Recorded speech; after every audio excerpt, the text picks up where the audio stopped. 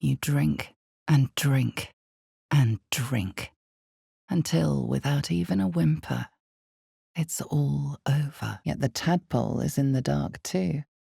Dozens of them, crawling towards you as the mind flare held your skull in its psionic grip. One squeeze should do it. But you stop short. The meaning slips through your grasp as the larger beast stamps his hoof. Agitated, the tadpole jolts deep within your brain. This is it. A single word pervades your consciousness. Soon, ancient, indecipherable text covers the plaque. You have alerted them. You see nothing you can use. The mercenaries shift impatiently. The mark glows, but you feel nothing in response. Your illithid power is beyond reach until you rest. You see a vision. Your lifeless body wrapped in fungal tendrils. The sovereign is threatening you. Time and the elements have left the plaque unreadable. As the symbol glows, power courses through you. Authority. Her fingers flex against her thigh, coiled with tension. Longing. The beast reeks of brimstone and offal. Every breath is thick with blood. He pauses, looks down at your eye, and recoils slightly as it sinks into the mud. The sovereign drones a new melody, cautious but insistent. You wonder if your ability to walk in the sun is a side effect of the tadpole the mind flare put in your eye. It must be. The ensuing silence is deafening. You don't know what to make of it. The tadpole squirms in your mind. It seems sated. The tadpole squirms in your mind. It seems sated. As you near the rubble, a fragmented voice clutches at your mind. Uncertainty. Fear. Shadowheart genuinely doesn't know what just happened. But she's afraid of it. A foul scent fills your nostrils. She flutters into the air without another word, setting off at a determined pace. The prisoner screams and thrashes against his bonds. The mark glows, but you feel nothing in response. Your illithid power is beyond reach until you rest. It is the source of the voice. She will obey it. She will obey you. He listens, rapt, hanging on every word. You cannot help but spit it back out, while the cub watches, indignant. You focus on that spot of pain from when it slipped behind your eye to where it now lurks. Lae'zel snatches the object before getting a reply. It had been melodious, soothing even. Not in the most detailed of tomes have you encountered mention of such a thing. Every time they flicker shut, the tadpole seems to twitch behind them. She shrinks from your voice.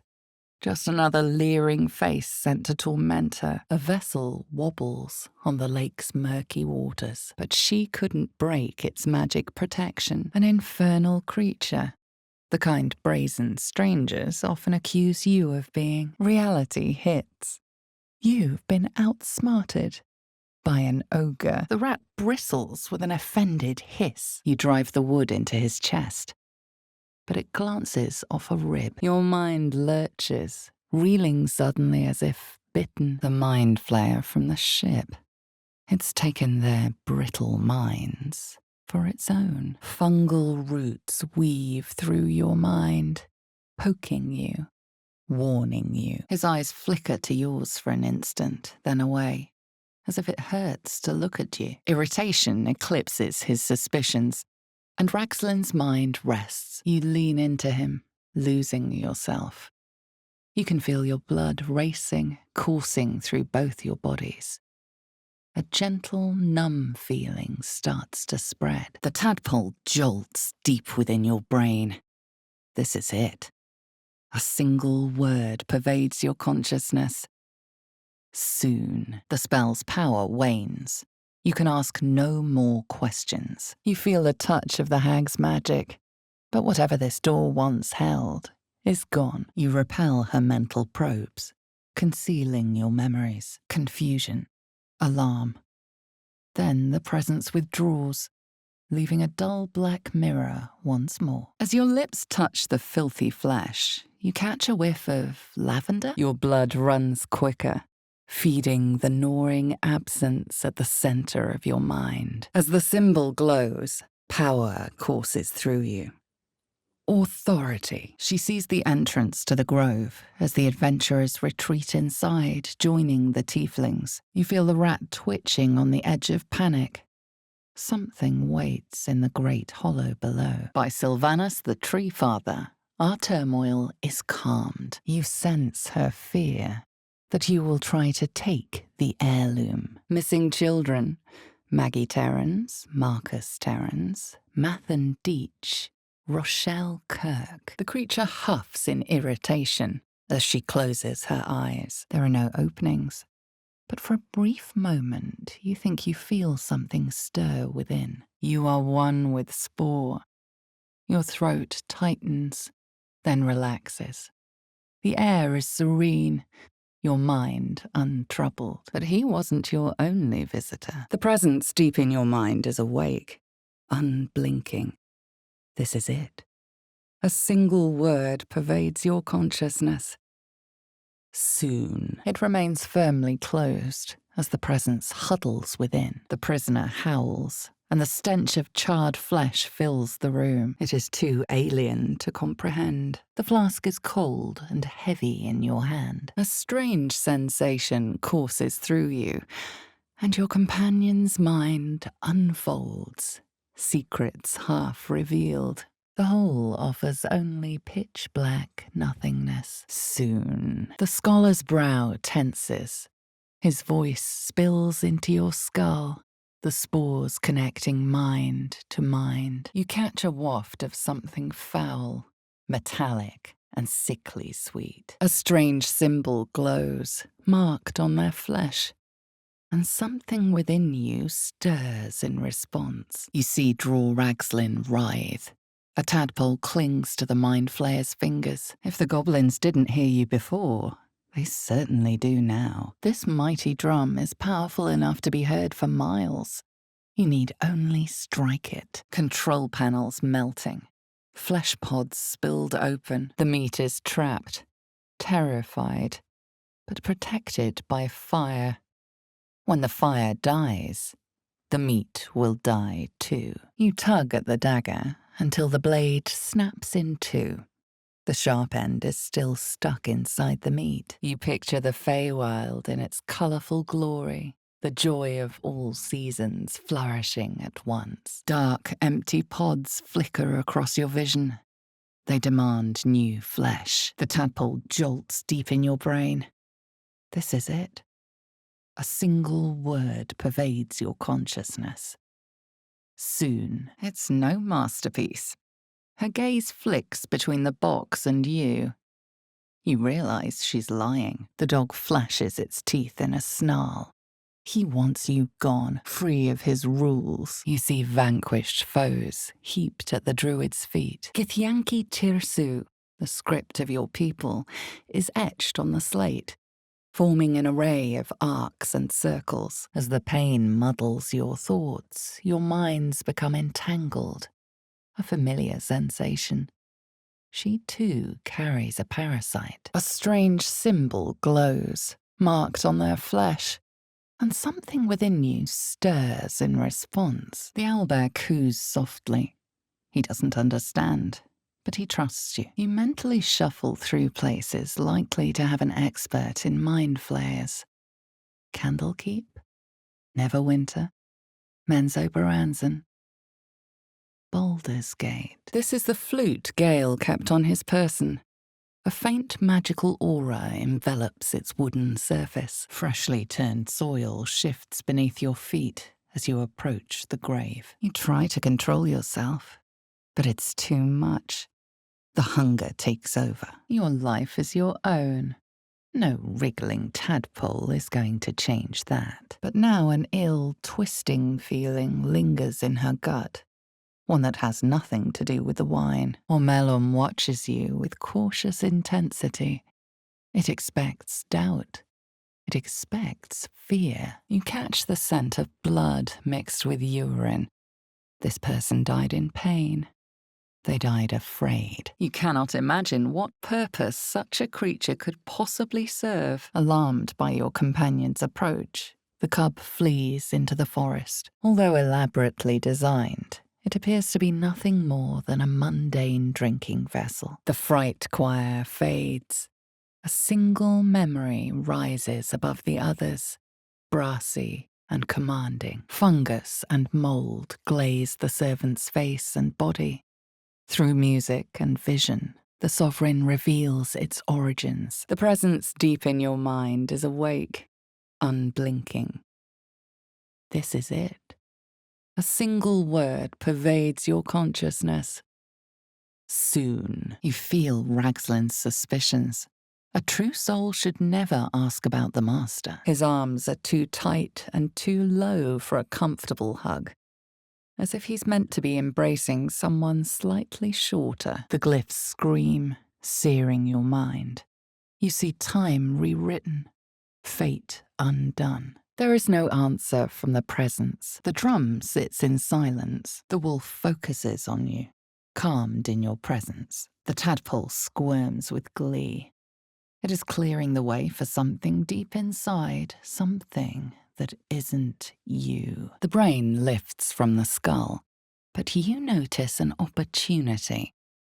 You could cripple the strange creature, making it more subservient, should it prove a threat. She hastily tucks away an ornate box, one covered in strange symbols you don't understand. Fungal roots weave through your mind, seeking your true intent. A shadow swims across your vision, and a familiar voice tells you to be calm.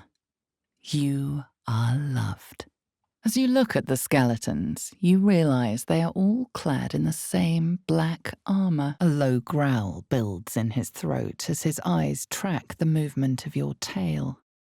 It's agitating him. Your skull throbs. Your muscles ache.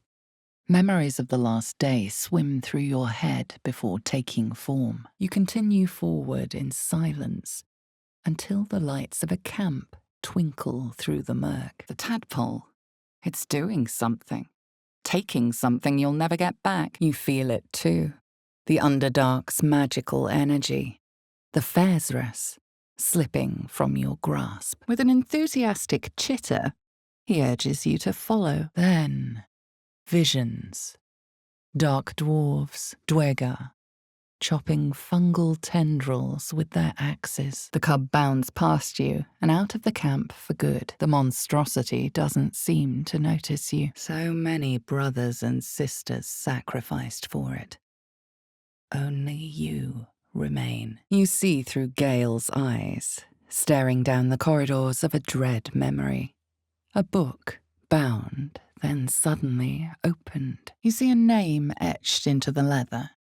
Scratch. Shadowheart's mind is drenched in drink and confusion. She's killed before. Enjoyed it even. The servant says what it can. Absolutely nothing. You recognize the description. The wounded tiefling you met by the river. The goblin's corpse grunts and spasms. Compassion. All you have to do is turn the tables. Cage the creature before it cages you. It looks like they were victorious. And yet the monsters have returned. You drop the book to the ground, ready to strike. Your head swims. Your vision flickers. You cannot look on these otherworldly symbols for long. Suddenly, you see what she sees, feel what she feels. Distrust, hostility. Because you are Gith. You can hear how weak your voice is. So can he. But he doesn't care. He's long past caring. Boo squeaks. He sees it too. Where is this devil? And where might you smite it? You feel the barest touch of magic, wild and chaotic, beneath the twisted surface of the door. Images of the battle at the gate shimmer into view, along with the adventurers pleading to be let inside. Bones snap as the hyena is hollowed from the inside out. forming a vessel for something new. There's no doubt. This creature is responsible for your parasite, and it's waiting for your questions. Your mind is full, bursting with ecstasy and terror. Finally, it is coming. You are becoming. You focus on the source of the power, but it is quiet and still. It needs to rest. Githyanki Tirsu, the script of your people, is etched on the slate, forming an array of arcs and circles. A mystical map glows before you, revealing the Githyanki crash beyond the mountain pass. A shiver runs across your mind. You feel sated. You feign shoving the bird into your face, but surreptitiously slip it into your bag. The hideous corpse rises, tentacles writhing. The creature from the wreckage. A shame your mind has other ideas. It shies away, croaking a warning, eyes wide in terror. At the back of the crevice lies a bag covered with spiders. A shiny gold coin pokes from its mouth. The tadpole squirms with glee. It's clearing the way for something deep inside, something that isn't you. The metal is coarse and riddled with imperfections. The dread is as real as the first time. The oppression just as unbearable. The corpse does not respond. Irritation eclipses his suspicions, and Ragslin's mind rests. Unseen flames scorch your flesh, and unknown shrieks assault your ears. Will's memories seek release. The corpse does not stir. It will answer no more questions. Despite outward appearances, the inside of this lock is a strange maze of tumblers, refusing to relent, no matter what you do. There is no halting the incoming inferno. It engulfs you until you are fully consumed, and then it is gone. Though you still hear the crackle of flames. The pod's been smashed open. No one is inside. The creature slows, but does not stop. Your blood runs quicker, feeding the gnawing absence at the center of your mind. You see the slaughter of the tieflings again, but through her eyes. The delight of blood, the symphony of screams.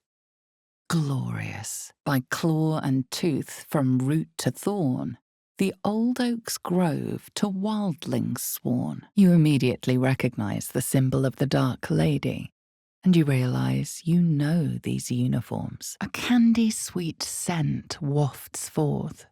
The Susa bark infuses the weapon from within the flames. The box is inscribed with glyphs, similar to those used by the Githyanki gods.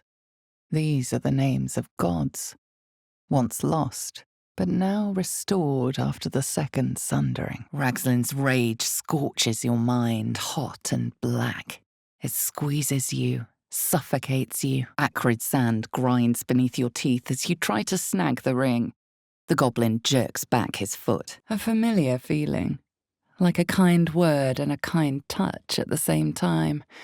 It's warm and comfortable. They must have raided this place long ago. They would have needed a stronghold in the region, surely. Your gaze follows the drow footprints around the courtyard and south, out of the inn. The casing is fragile. The slightest touch could cause it to crumble. Its casing crumbles beneath your hands, sloshing volatile brine as it collapses. You try to break through, but its mind is impenetrable. With a last surge of defiance, it slaps your efforts away. The tadpole writhes in ecstasy. Finally, the way is clear. It is coming.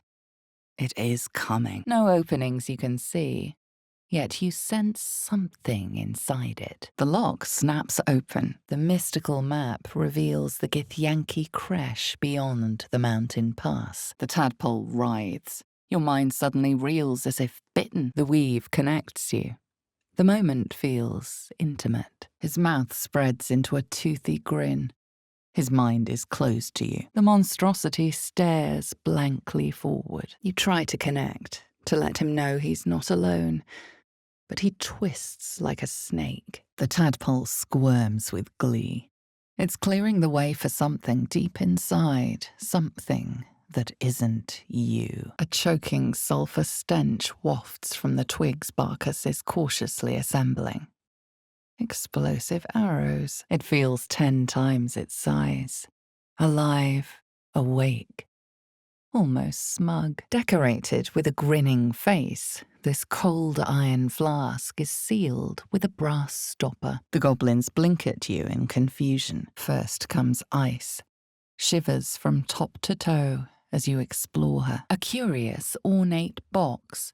Its many sides are engraved with Githyanki scripture. It shivers, overwhelmed by alien sights, and reveals its own home, a humid cove filled with decaying myconid corpses. It surges and twists, lashing out against that which would dare to intrude. As you lean in, something shifts beneath the dead man's features. Several spiders rest in the rear of the crevice. She shies away in fear, not understanding. The ground in front of this tombstone has been dug up, exposing the scattered skeleton of a big dog. You see the image of a shattered scale in your mind, a sign from Tyr. This man is a liar. His fingers are warm against your cheek, softer than expected. He holds you carefully, delicately, until he strikes. These people were dark justiciars, a reviled order within Shah's priesthood. One whose right of entry includes killing a cleric of Zeluna. It now belongs to the Circle. It will obey the Sovereign. You see an image of blue skies and sunshine as the door shudders a warning. Run. The corpse regards you lifelessly. He grasps your mind, flooding it with the urge to obey him. And something within you answers. You gather nothing from his intense stare unless you understand it, master it. Which means finding an expert. Something stirs deep within you, hungry and alert. It's taking something you'll never get back. His eyes settle on the stone door as he whines softly. You move quickly, but not quickly enough. Then comes fire as her fingers race up and down your back, seeking more. You feel her defensiveness. Shah's embrace is precious to her. She's determined to protect it. He flinches and scurries away. The tadpole quivers. It seems to be burrowing deeper in your mind, feasting on what? The word escapes you. The mirror is magical. But what magic? To what purpose? You have no idea. Agitated clacking chokes your thoughts. The spiders skitter about, more nervous than before. You can't detect anything. You have no explanation for his good health. Just a dumb bore. You're relieved, until you see the flash of a dagger. Lozel's eyes drift downward. Something is off. The door stays silent. He acts before you can intervene. Nausea twists your stomach. But it's hunger, not revulsion. Control panels melting. Flesh pods spilled open. The tadpole shivers as you hear Will's voice within your skull. The man nods thoughtfully and adds another dismembered limb to his sketch. His breaths are shallow, his wounds deep. He doesn't respond to your voice. You spot explosives placed around the cavern. The Zend are ready to bring the place down. With a shock of psychic pain, the pack leader's mind clamps onto yours. You recall Raphael's infernal smirk, his goading voice. The tadpole quivers. It seems to be burrowing deeper in your mind, feasting on what? The word escapes you. Your parasite resists, flailing as you crawl into Ragslin's mind murk. The creature slows, his aggression replaced with curiosity. It seems you've claimed the squirrel's territory by right of conquest. The book is locked tight with no visible keyhole, only an oval recess in the cover's mouth. As you near the end, he looks to Boo for confirmation and settles down, satisfied. Confident thoughts. You almost believe them. You misjudge your bite and end up with a mouthful of dead bird. Your mind lurches, reeling suddenly as if bitten. An unknown face commands your mind. Rust-red skin, gnarled horns.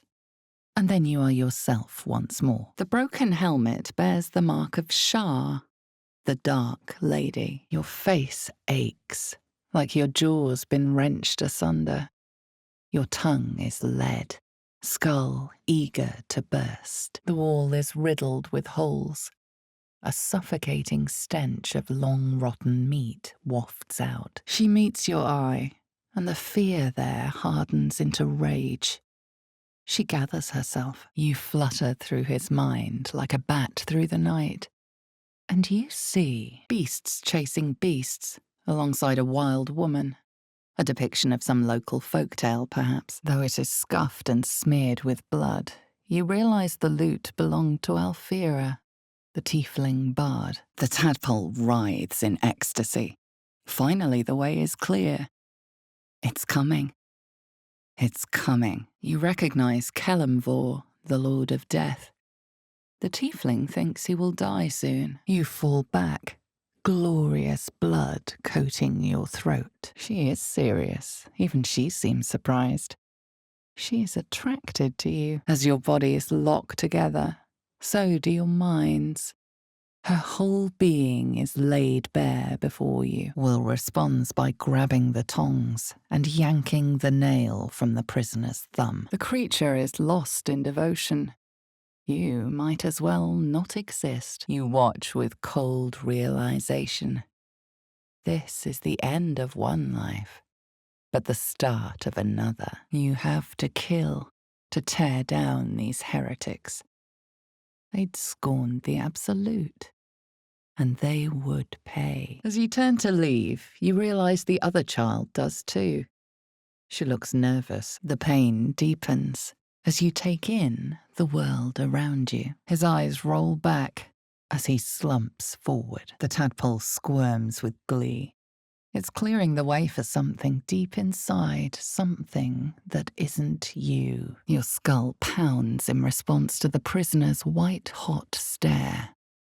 Her lips don't move, yet you hear her voice. The squirrel's tail twitches in a lukewarm salute as the drow invades your memories. You see his. The tadpole. It's doing something, taking something you'll never get back. An almost childlike joy enters Ormelum's ichor-laced eyes. You note that it likely isn't worth much, but that she held it as if it was a great treasure. With a start, you realize you're talking to an intellect devourer, a minion of the mind flayers who abducted you. Again, a vision comes to you, a memory seen through the creature's soul-dead eyes. Then you see visions. Dwagar like yourself, chopping myconid remains with their axes. The spell's power wanes. You can ask no more questions. The deep dark should lull you to sleep. Yet your eyes refuse to stay closed. The tadpole squirms with glee.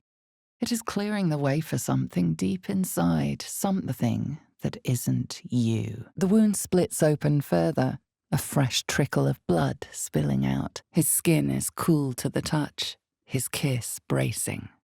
You lean in, and he pulls you closer. The foul stench of slaughter turns suddenly sweet through the rat's nose. The sky splits open, and nautiloids pour out of a void that consumes the stars. Your mind is full, bursting with ecstasy and terror.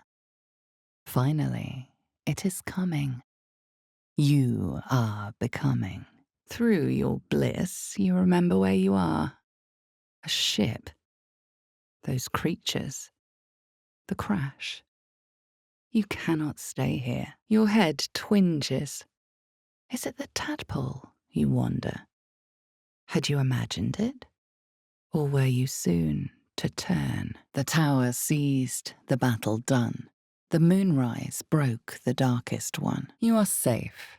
You are nestled in the cup of her hand. Here lies the guardian of tombs.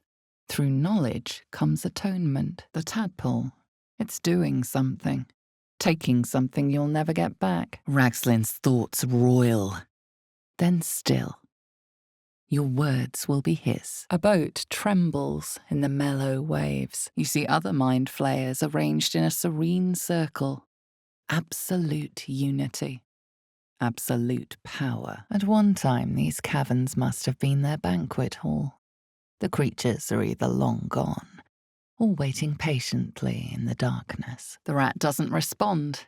It simply bares its teeth. The tadpole squirms with glee. It is clearing the way for something deep inside, something that isn't you. It shivers in understanding. A vision of its own home flickers into your mind.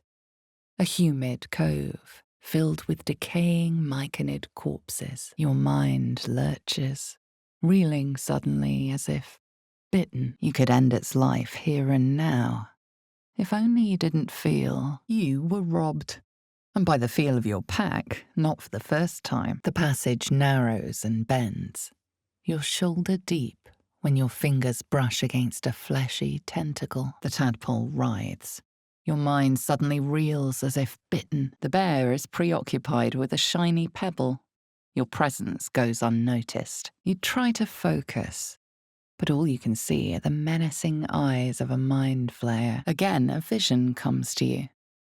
A memory, seen through the creature's soul-dead eyes. The tadpole quivers. It seems to be burrowing deeper in your mind, feasting on what? The word escapes you. Dejected, he plods out of camp and into the forest beyond for the final time. Anticipation. She is testing you somehow.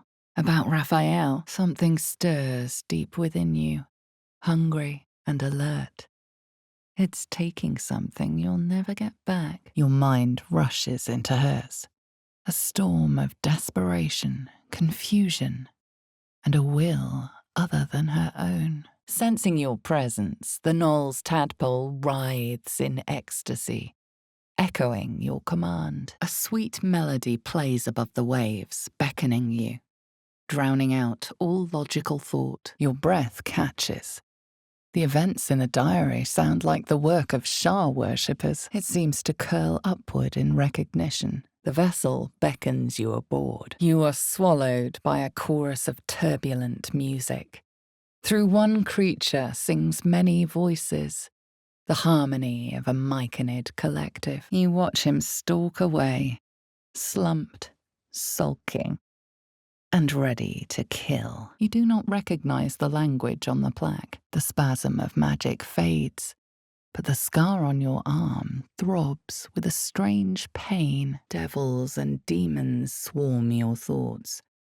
Soon, they will be swarming your dreams. You carefully pick at the shiver, peeling it apart. Fear grips your heart. The whispers just won't stop. The larger beast notices you and dulls his lights. He stamps the ground, ending the conversation. A pause, and then the flicker of a tongue across your neck. Suspicion lingers in his eyes. You'll have to take care in future. A shiver racks your body. It takes a moment for will to come into focus. The dagger still juts from the meat, lacking any evidence to the contrary. You assume you look amazing. But would Shah agree? Would she see it as accepting selenite gifts? Difficult to say. The flute awaits with bated breath. Control panels melting, flesh pods spilled open. The prisoner howls, and the stench of charred flesh fills the room. Magical energy courses through the slate. You are flooded with understanding. You discern no information or intention in the sovereign's song. Shadowheart keeps one hand on something hidden beneath her clothing. You notice a shiver run through his feathered coat. Fear, a desperate longing for the safety of his nest. The spell's power wanes. You can ask no more questions. You withdraw your hand. In it is a small, very dead rodent. Not Boo, thankfully. Here lies Cannon. He gave his life defending others. He will be missed. A cloying rot jams in your throat. All you can taste is bile. Doubt clouds Ragslin's skull. Does he feel your guidance? Mocking words drift back to you. This is the House of Hope. As the symbol glows, power courses through you. Authority. Your mind is one with Will's. A blood-red creature consumes your vision, the same you saw when you had first met. You see a clawed hand open a holding pod. Devoid of flesh, only darkness, fragile silence. You hear nothing. You see nothing. Nothing. Its form flickers, and you realize that the door is transparent. As you retreat, the owlbear lets out a short huff. The message is clear. For a moment, you are gone. There is only Near and this thing in your head. You take his hand. The spell's power wanes. You can ask no more questions. Yes, you shout in Will's voice. The woman grins and waves a hand through the air. The tadpole squirms in your mind.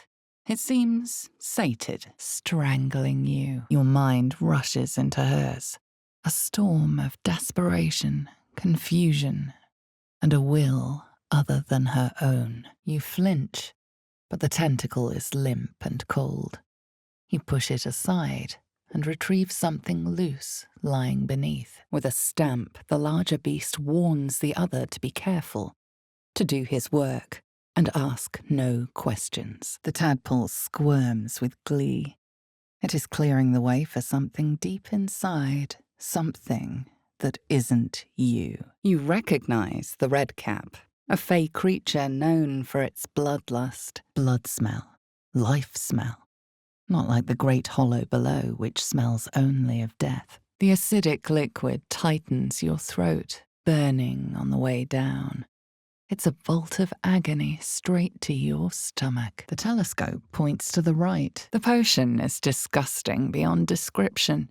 The only mercy is that it goes down quickly. You test the weight of the chains, looking for weak points. You shudder, resigning yourself to whatever dark rest awaits you. You detect a distinct quiver in every note. These creatures have experienced recent tragedy. You notice nothing more than meets the eye. You recognize telltale flecks of werejackal blood. It's a potion of sleep. The bear whines, lonely and afraid. The tadpole writhes in ecstasy. Finally, the way is clear. It is coming. It is coming. He is voracious now as he was gentle before. He pulls you in tight, his tongue yours. Glyphs shift gently before your eyes. Words slip into your mind, onto your lips, forming words you don't understand. And something is trying to reply. A strange symbol glows, marked on their flesh. And something within you stirs in response. Your breath catches. The events in the journal sound like the work of Shah worshippers. It replies with an echoing screech and returns its gaze to the corpse. Unusual spores waft from the decaying flesh. A quick gesture of his beak makes it clear. He expects you to eat the bird. As the colourful man starts scribbling, the bear sneaks a quick look at the page. Suddenly, you see what she sees, feel what she feels. Distrust, hostility. Because you look like a gith. All you can see are those symbols. All you can hear are the whispers. There is nothing else. Agony bursts behind your eyes, and the whole world goes dark. Try as you might to breach his inner thoughts, Gale swats your efforts away with infuriating ease. You see a clawed hand open a holding pod, devoid of flesh, only darkness. Her tadpole responds, thrashing violently, and the fragile tissue of her brain tears and splits. Although your ministry is late, you sense Kellamvor's approval of your prayer. She chatters back, louder and at length. The man's smile bends downward. and his thoughts become yours. But some promises, even the blade of frontiers can't keep. The pain brings the world into focus. Whatever this place, you know Vlaakith's protocol. You must locate a Githyanki creche. The door remains intact, despite your efforts. You look the rocks over, but find no sign of a way through. As the symbol glows, power courses through you. Authority. The prisoner smiles through the pain, then spits in your direction. The corpse does not stir. It will answer no more questions. You realize the source of his discomfort.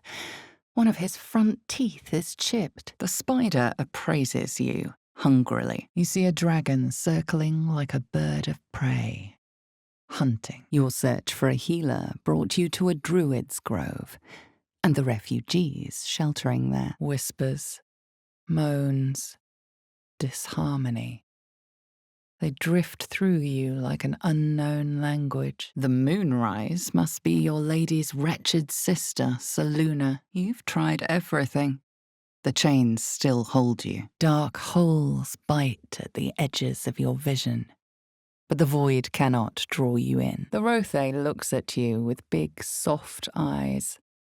Then it lowers its head obediently. The dead goblin is silent.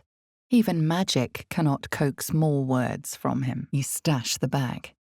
Something clinks among the coins. Will tenses, then relaxes. The cub pecks at a crimson splash on his leg. Suddenly, you see what she sees. Feel what she feels. Confusion, resolve, and a hint of gratitude. You have been enslaved like your ancestors. Rage sparks to hatred. Local history written in riddles. Despite her distended stomach, she's still slavering. Still starving. His eyes roll back as he slumps forward. The descent. An infernal conspiracy that had seen the entire city of Elturel briefly dragged to the hells. You spot a small bundle of bloodied fur nestled between the dog's teeth. The cub stops and considers you with a series of quick sniffs. With a deep, heartbroken whine, the dog bows his head, as if you don't have enough problems already. He acts before you can intervene. The tadpole writhes. Your mind suddenly reels as if bitten. Low. You stare, frozen, until he finally locks eyes with you. These beings are Kuatoa, former Gake playthings that manifest their gods through sheer belief, and then drops to her knees. He ignores you, rushing past, and out of the camp for good. The corpse shivers to unlife. Something stirs deep within you, hungry and alert. It's taking something you'll never get back. The Blood War. You saw it from above as the Nautiloid passed through Avernus. This woman was on the front line. You fall into fitful sleep, your dreams dominated by the blood lakes of hell and snarling Gake. You realize he prays to Kalimvor, Lord of Death. The presence deep in your mind is awake, unblinking. This is it. A single word pervades your consciousness. Soon, the world swims as you close, then reopen your eyes. How long have you been standing here? A moment? A night? A 10-day? You become one with Will. Shame grips him as he considers the tools at his disposal. You see a red dragon. Tyrannical, greedy, and vain, they hunt without pity. There you will find your kin. The tadpole will be removed, and you will be purified. In darkest hour, a concord made, twixt harp and wild against the shade. The squirrel moves too quickly. Your foot finds only air, and smiles as she carves her name across your chest. A shadow swims across your vision, and a familiar voice tells you to be calm. You are loved. For a brief moment, your minds connect, and you feel the true soul shudder. The urge for violence lingers. You could push him again. You could cause so much pain. You've not known much peace in your crash or beyond. But this night, it feels almost natural. This night, there are only the two of you. The sheep's voice warbles. You realize it's trying to say bar. The cold blades lose their edge. You are stalwart, turning that tide of fear against itself. The present snaps back into focus. But Will's emotions linger. Doubt, anger, and elation, each in equal measure. The creature seems unaware of your interference.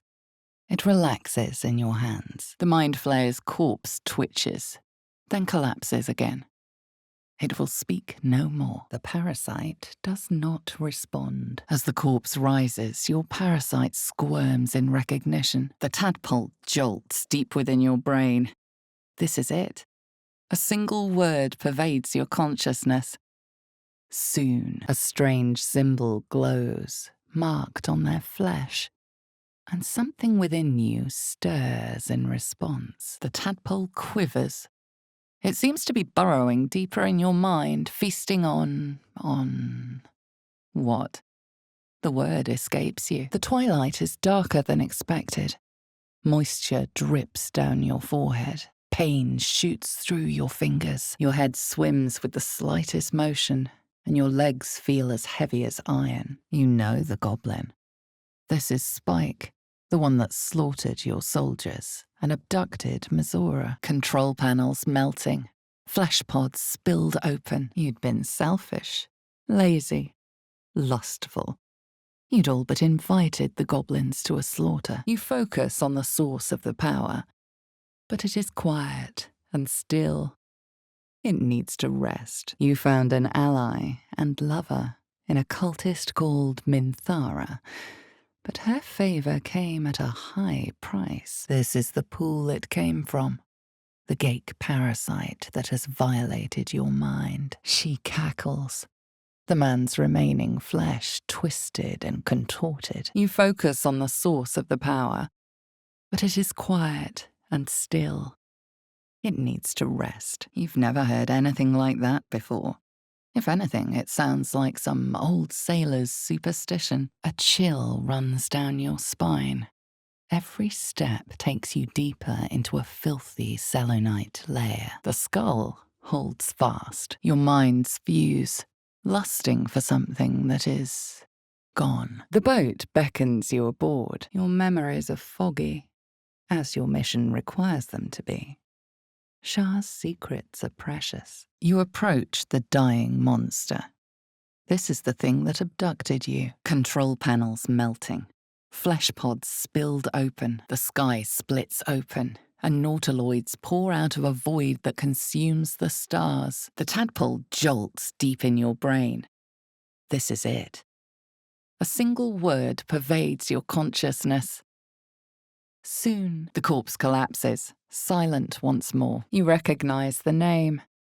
Bibberbang, a mushroom that releases dangerous spores. Highly flammable. The flames sputter away.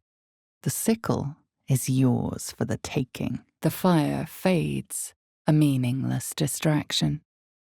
You hold the cup again, ignoring the crack along its belly, and drink. You see an image. Curved drow blades, crude goblin torches, gnoll teeth dripping blood. The dog is unable to speak through the small bag he holds in his mouth. The moment you move, the foot shoots up, and you feel more than hear your nose crack. The spell's power wanes. You can ask no more questions. The hyena's eyes are mad with pain. Today, you'd been kidnapped by mind flayers, chased through hell by dragons, and thrown out of a burning ship. The tadpole squirms in your mind. It seems sated. Your mind is full, bursting with ecstasy and terror. Finally, it is coming. You are becoming. The sheep stares at you with unsettling malice. Shadowheart's attention is fixed on a damaged old helmet. The dead goblin speaks no more. A shiver runs across your mind. You feel sated. The letter and flute inside are now forever beyond your grasp. The tadpole squirms with glee. It is clearing the way for something deep inside, something that isn't you. Between the black and silver fabrics, you recognize the unmistakable symbol of Shah, the Dark Lady. The corpse does not stir. It will answer no more questions. They want the ones from the ship. Darkness and sun, barely contained. But you'll know all about it soon enough. In 7 days, you'll be a mind flayer yourself. It hasn't been all bad, though. You fondly remember your night with Gale. You see dark tunnels lit by noxious pools of brine. The darkness spreads through the earth. Eyes welling with tears. The Rothe chews slowly. The wolf bares his teeth. He doesn't take orders from you. He would chase you down, if not for his master. Your breath catches.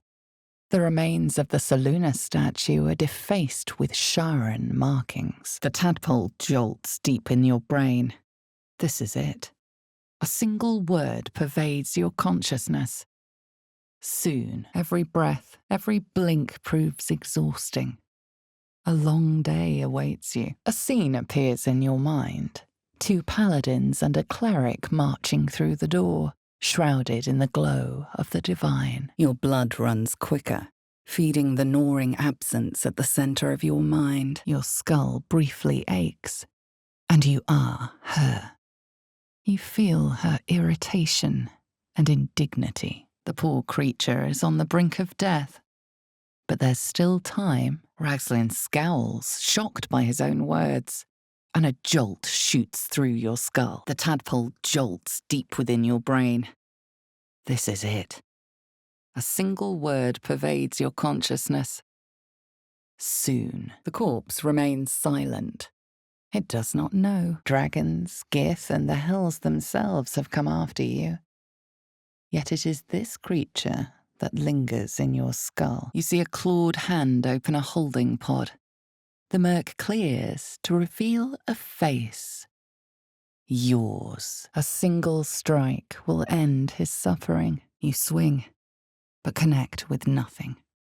His twisted, smiling face remains. You see dark tunnels lit by noxious pools of brine. The darkness spreads through the earth. The tadpole writhes. Your mind suddenly reels as if bitten. It cringes in response to your sunny vision and reveals its own home. A humid cove, filled with decaying myconid corpses. As you approach the camp, you hear the sound of a celebration in full swing. You try to hold the memory, but it fades to the worm. The light. The fear. You do your best to wipe the dirt from your face and look presentable. Adventuring is murder on one's wardrobe, though. A splinter of ice works its way into your mind. The feeling softens you. Tension unknits from your shoulders. What a delightful object. You remember the fear, the soothing words of the figure in your dreams, and the powers you gained the next day. This crevice is empty, save a bit of dust. The creature's eyes roll back in its head. Equal parts bliss and agony. The hideous corpse rises, tentacles writhing. The wound is superficial, the edges torn and jagged. Probably a gnoll's crude blade. The tadpole writhes in ecstasy. Finally, the way is clear. It is coming. It is coming. He lets out a tentative chirp. Gaining confidence, he starts a song. Abandoning his nest-building efforts, you feel a shock of agony as the mind flare cuts through your defenses, piercing your mind. You watch Korga closely. If she is moved by your plea, she gives no sign. Visions consume you once more. A swarm of Githyanki dragon riders, silver blades held high. A shiver runs across your mind. You feel sated. Suspicion floods Ragslin's mind. Your brain howls as you consider your final question. Around his neck is a collar, etched with a name. Scratch. You are one with your assailants, your minds fused together.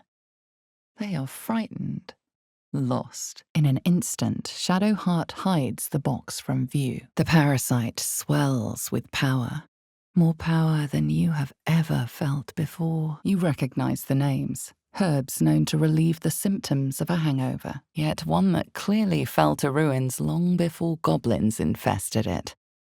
What happened here? You remember their screams as they died by your hand. It burns relentlessly, like a red dragon's breath scorching you from the inside out. The tadpole writhes in ecstasy. Finally, the way is clear.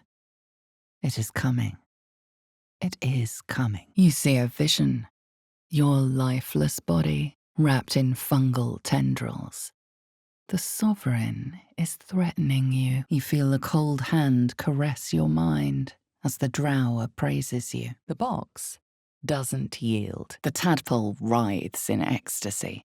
Finally, the way is clear. It is coming. It is coming. He bites down on your hand, hard, before running into the forest. The tadpole quivers. It seems to be burrowing deeper in your mind, feasting on... What?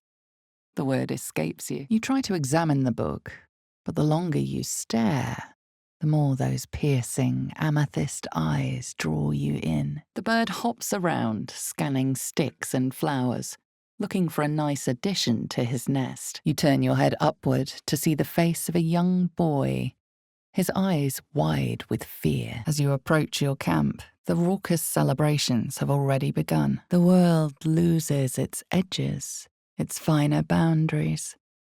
You are fluid, but trapped, like a creature suspended in amber. It is only a matter of days before tentacles split your lips, and your skin turns to gore. Her thoughts remain closed to you. The corpse remains silent. It doesn't understand the question. Whatever this place, you know Vlaakith's protocol. You must locate a Githyanki creche. You spot a man crouching between the shelves. Just as he spots you, you can smell the sweetness of his skin, hear the beat of his pulse. The chicken's head bobs, eyes darting around at the leering goblin faces. She's terrified. You notice the telltale clumsiness of goblins, alongside something more light-footed. Drow. The Goblin King bows, obedient. The flesh of his tribe becomes the flesh of the Absolute. You glower at the fresco. Moonrise, a disgusting tribute to Saluna's past glories. The names of settlements are crossed out. Breachstone, Sinkhole, Salson, Lolth, Old Kell, demons. You realize the weave is making you one. You have but to imagine your desire, and Gale will know it. Her teeth, a row of deadly needles, shine as they dive into your throat. Blood spraying. Something stirs deep within you, hungry and alert. It's taking something you'll never get back. Your minds connect, and you drown in Lae'zel's deep longing. You see a Githyanki woman, pale as death, her face contorted by desire. She is a lich. The mirror glints in the light. His mind opens up, revealing cracked and quivering memories. At their heart, you see dark eyes commanding you to feed. As Ormelom's mind pierces yours, the tadpole pulses with power. The place has a quiet sense of calm. You can't see anything strange. The smaller of the two appears to be pleading. His lights flash in slow, methodical beats. The dog remains at the dead man's side, as if in mourning. Suddenly, a suffocating wave of divine rage surges through the spider pit. As the threads become undone, the pouch itself evaporates. The corpse regards you lifelessly. The tadpole writhes. Your mind suddenly reels as if bitten. A shiver runs across your mind. You feel sated. You know no creature like this. One that is more brain than person. Shaking with the goddess's fury, the spider shrieks, then attacks. A splinter of ice works its way into your mind, drowning out the goblin's battle cries. As the purple thread becomes undone, the pouch opens to reveal a letter and flute inside. The tadpole quivers. It seems to be burrowing deeper in your mind, feasting on what? The word escapes you. It shivers in resonance with your remembered pain and reveals its own. A humid cove, filled with decaying myconid corpses. A vision consumes you. You look at your hand to see it burning with flame. A charm on the hag's body flashes a faint glow. An unknown face commands your mind. Rust-red skin, gnarled horns. They were majestic in their fury. Could they too be vanquished by something as small as a tadpole? You have to rid yourself of the tadpole. Shah herself is counting on you. Of course, you might already be a mind flayer by the time you return to Cazador. The dog gives a happy bark, clearly proud of his hunting skills. Convinced that you're harmless, he turns his attention back to the corpse. Gluttony. The rat squeaks in interest. The creatures clutch the pouch possessively. You have no doubt. A spider egg is nestled within. The larger beast stamps his hoof, agitated. He'll believe you if you tell him what happened. But he won't forgive. Just a few more steps and you can lose yourself in that sweet song. Tiny grooves spider across the eye's surface. It resembles a sending stone, used to confer with distant contacts. As Ormelum's mind pierces yours, the tadpole pulses with power. Your left eye vibrates, and a woman's voice echoes in your head. Where in the 9 hells have you been? Yes, of course you do. You awake in pain. Your back, your hands, even your tongue ache. Your blood runs quicker, feeding the gnawing absence at the center of your mind. But you sense more. A warm swell of embarrassment. You realize you are talking to a brain rather than a person. But you know no creature like this. You open the book where you left off, the glyphs dancing before your eyes. Your belly churns as you crash into memory. Spike was the one that slashed out your eye.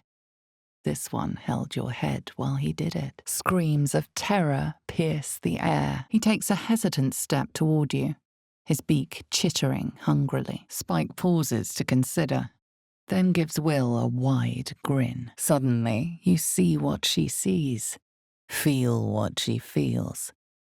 Anger, bitterness, a will to survive. The coin disappears into the well. After a moment, you hear a soft clink, not a splash. With a sad warble, he skulks out of camp for the last time. You feel the presence waver. One moment a god of awesome power, the next a common redcap. Your words fall on deaf ears. The creature's hold on them is too strong. You feel something strange, like a kind word and a kind touch at the same time.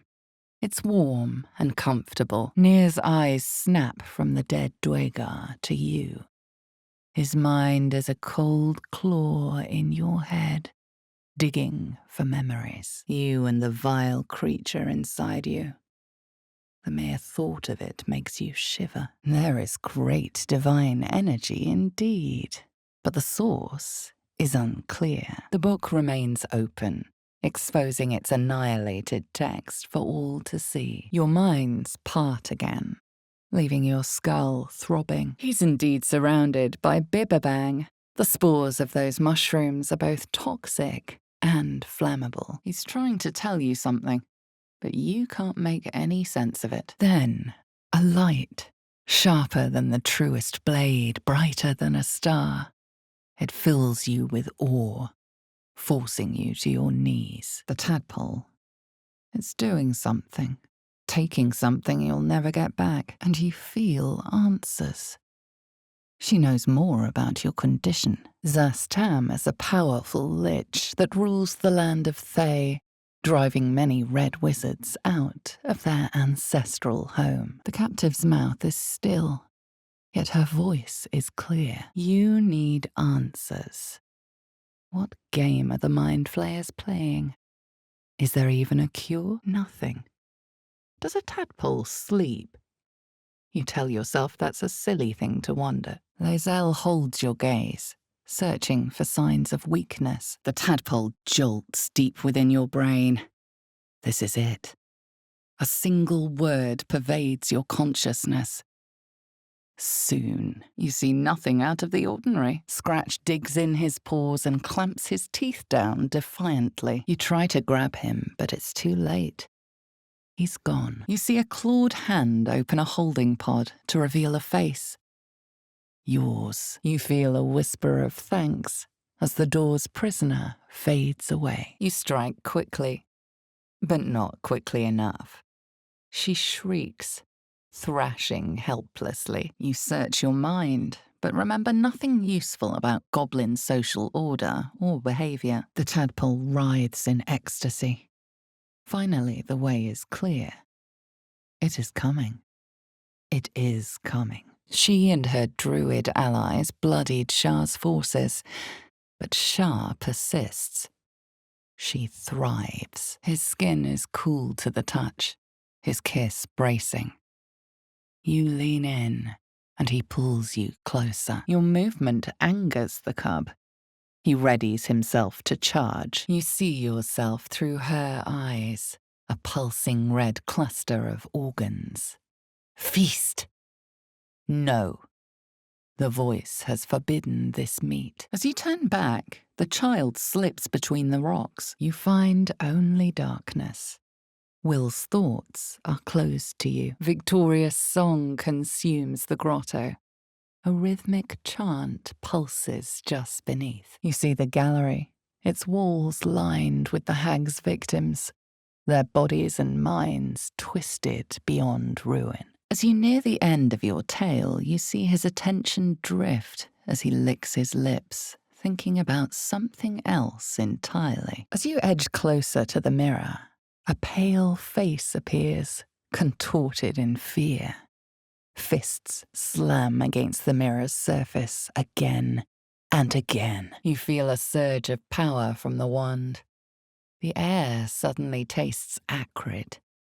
It wants to be used. You watch Gale perusing the book with a true wizard's fascination. A few pages in, something startles him. She scuttles towards the door. You pause.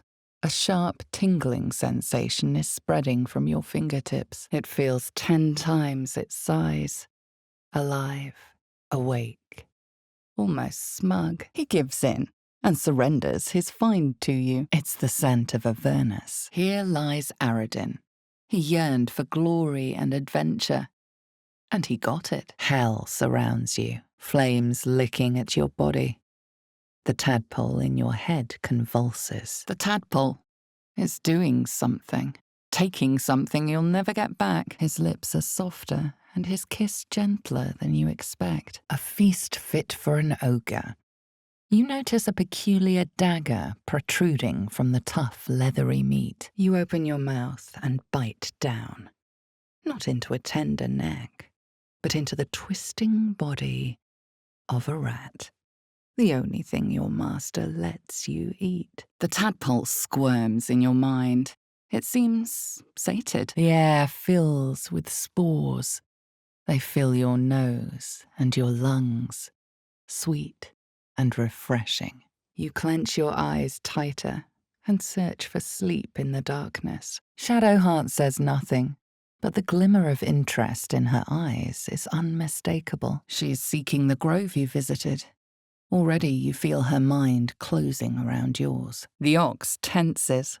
horns lowered in your direction. The needle seesaws back and forth, plucking the nerve like a harp string. Your mind still aches from Nir's intrusion.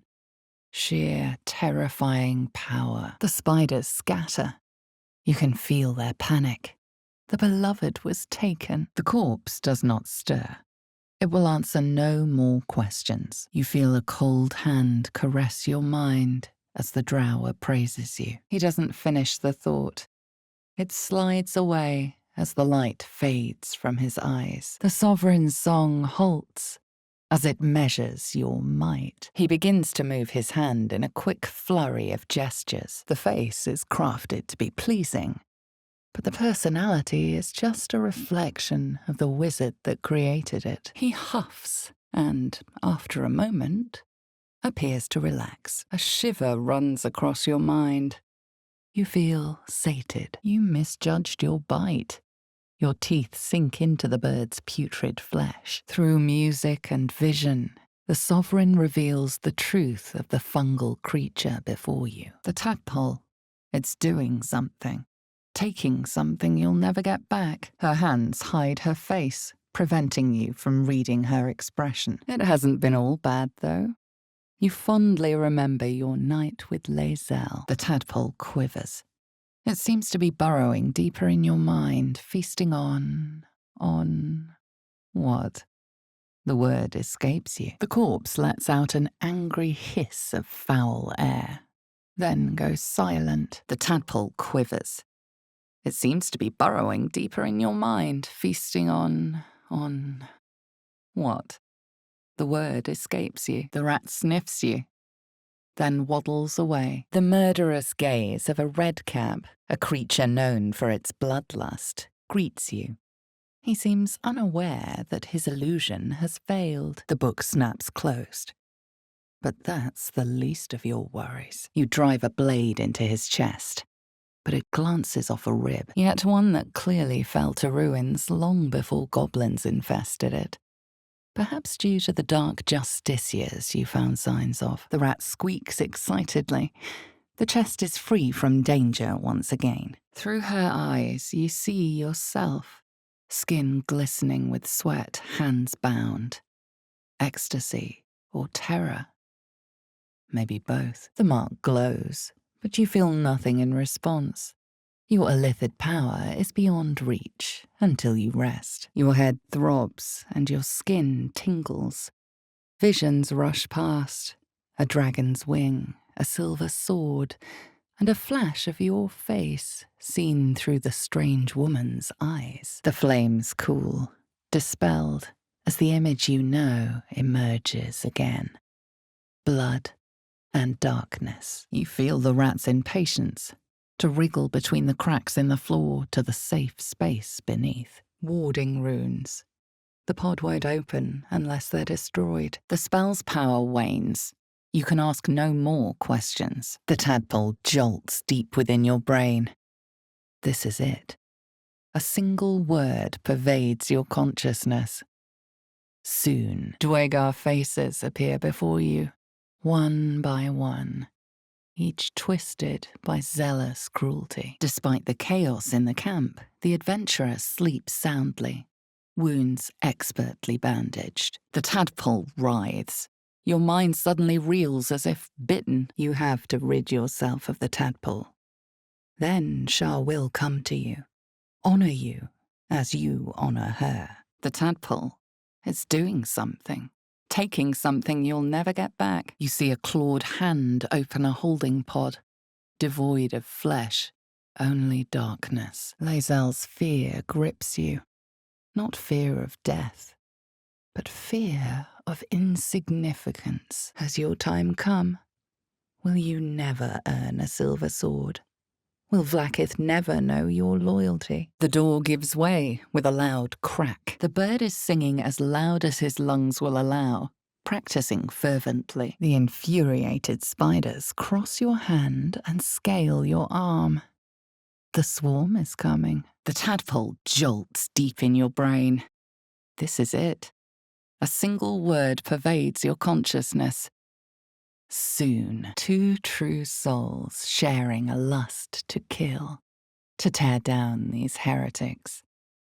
They'd scorned the absolute, and they would pay. The tadpole squirms with glee. It is clearing the way for something deep inside, something that isn't you. As far as you can tell, he's in perfectly good health. The tadpole is doing something, taking something you'll never get back. The power inside you is quiet and still. You must rest to restore it. Will pauses, then takes a hot poker and holds it against the man's leg. He produces an ice pick and quickly cleans it on his cuff. The hobgoblin turns to you, and the parasite squirms in your skull. The eye doesn't seem to notice your presence. The Rothe spook at every sound, and even the Dwegar, resilient as they are starting to go mad. How long before you follow them? Gazing up at the night sky, you try to will yourself to sleep. The inscription speaks of moonrise, a reference to vile Saluna, no doubt. You know about Umberlee, the power-hungry goddess of the sea, demanding constant sacrifice from her followers. The sovereign shows one more vision, a wall of vines parting to reveal glowing light. Without a cure, you cannot restore your honor before Vlaakith. Your foot trembles. You can't do it. You couldn't possibly. The tadpole writhes. Your mind suddenly reels as if bitten. The wolf's fur bristles. He wants to jump, wants to bite. Sleep claims you. Determination buoyed by gentle dreams. Your finger traces the arc of your lips. Wetness, sweat, blood, and saliva mixed into one viscous liquid. This time, you see a full face. A woman, skin pale as the moon. Lips impossibly pink. Your skull pounds in response to the Githyanki's white-hot stare. Her lips don't move, yet you hear her voice. The corpse does not stir. It will answer no more questions. You have prepared all your life to fight the Geik. You dream of presenting one of their vile heads to Vlaakith in Tunarath. Your skull briefly aches, and you are her. You feel the woman's anger at the dragon rider she confronted, the same as the creature behind your eye. The tadpole writhes in ecstasy. Finally, the way is clear. It is coming. It is coming. You prepare to free your companion from the chains. Your cautious method pays off. The dagger glides smoothly out of the mystery meat. As the echo of the drum fades, silence reasserts itself. Weapons brandished, they charge into the hag's lair. Its weight reassures you. Shah's will and your destiny, right in your grasp. Agitation overcomes imagination. Like it or not, the Geik has bested you this day. The tadpole writhes in ecstasy. Finally, the way is clear. It is coming. It is coming. You are swallowed by a chorus of turbulent music. Through one creature sings many voices, the harmony of an entire collective. Your stomach growls as you speak. The lie is obvious. The chains snap as you expand your chest. The creature pauses, listening. Something behind your eyes seizes in recognition. The tadpole writhes in ecstasy. Finally, the way is clear. It is coming. It is coming. You look at your companions, resting, helpless. How badly do you need to know? No exercise had prepared you for such extraordinary circumstances. The rat pauses, gauging whether his chipped tooth is in fact life-threatening. The injured man locks eyes with you. The parasite writhes in your head. Something stirs within you, but its power is spent for today. There's no surge of energy and no fear in the goblin's eyes, except all you can picture is citizens with their skulls splintering open, tentacles sprouting from broken mouths. Now that Kashitrach Ash has done his duty, the flute's duty too has been fulfilled. Harp and wild.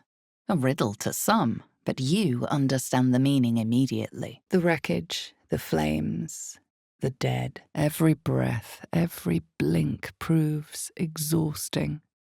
A long day awaits you. His eyes flicker nervously. You realize he's hiding something. The tadpole. It's doing something. Taking something you'll never get back. She snores loudly.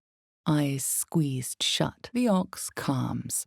His tail swishes a satisfied arc. The corpse seems willing to speak, but not to its killer. Images of goblins, their habits and histories, flash into your mind. You realize he is casting detect thoughts.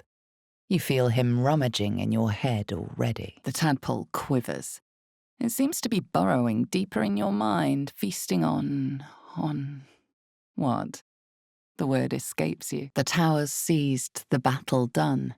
The moonrise broke the darkest one. The smell of rot assaults your senses as the illusion vanishes. The echoes of the drumbeat fade to silence. Fire spills across your thoughts. Dragon's breath. The tadpole slithers, twisting deeper into your skull. Disguised among the decorative elements, you notice a familiar arcane engraving. The corpse remains silent.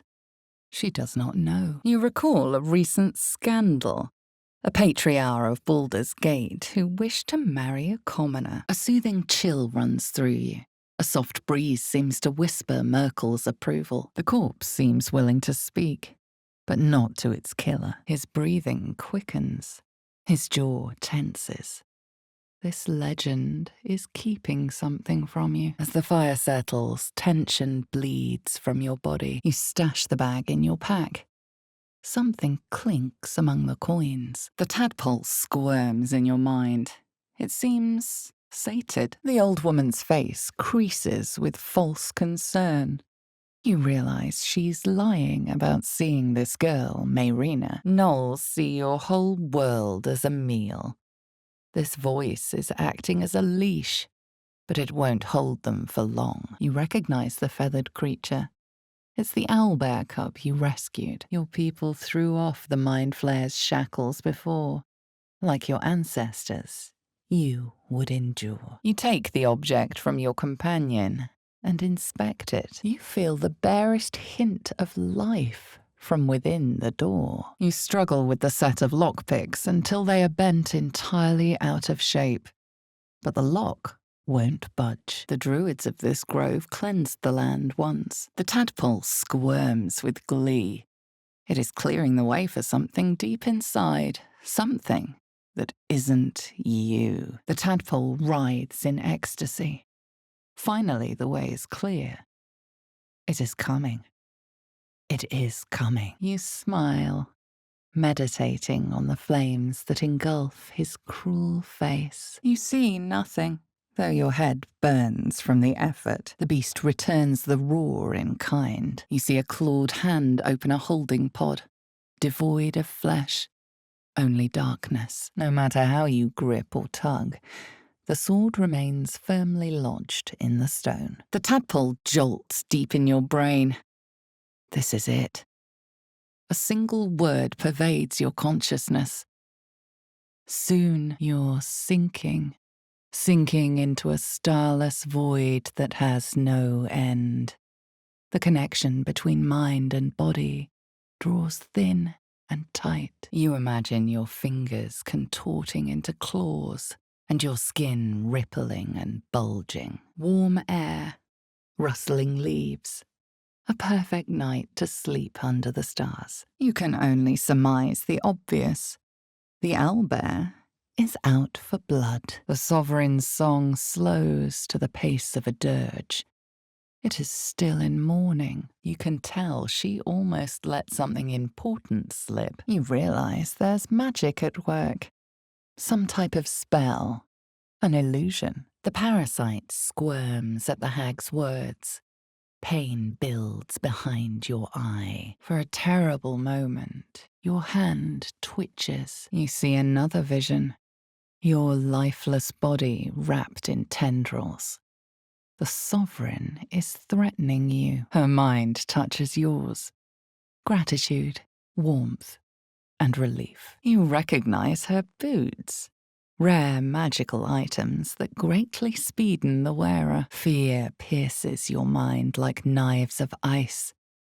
The parasite digs deeper, as if it means to hollow out your skull. The box is inscribed with strange glyphs that mean nothing to you. The Rothe snorts and shuffles on its hooves, a little calmer in your presence. The tadpole, it's doing something. Taking something you'll never get back. Agony bursts behind your eyes, and the whole world goes dark. The rat's eyes soften as he emits a pained squeak, the survivor they're trying to save. It's the gate from the ship. You'd give your life to save it, to nurse it back to health. You feel a cold hand caress your mind as the drow appraises you. As the wound closes, the cub begins testing his weight on the leg. It will be a joy to serve, to die for it, an honor. Your muscles strain, your veins bulge.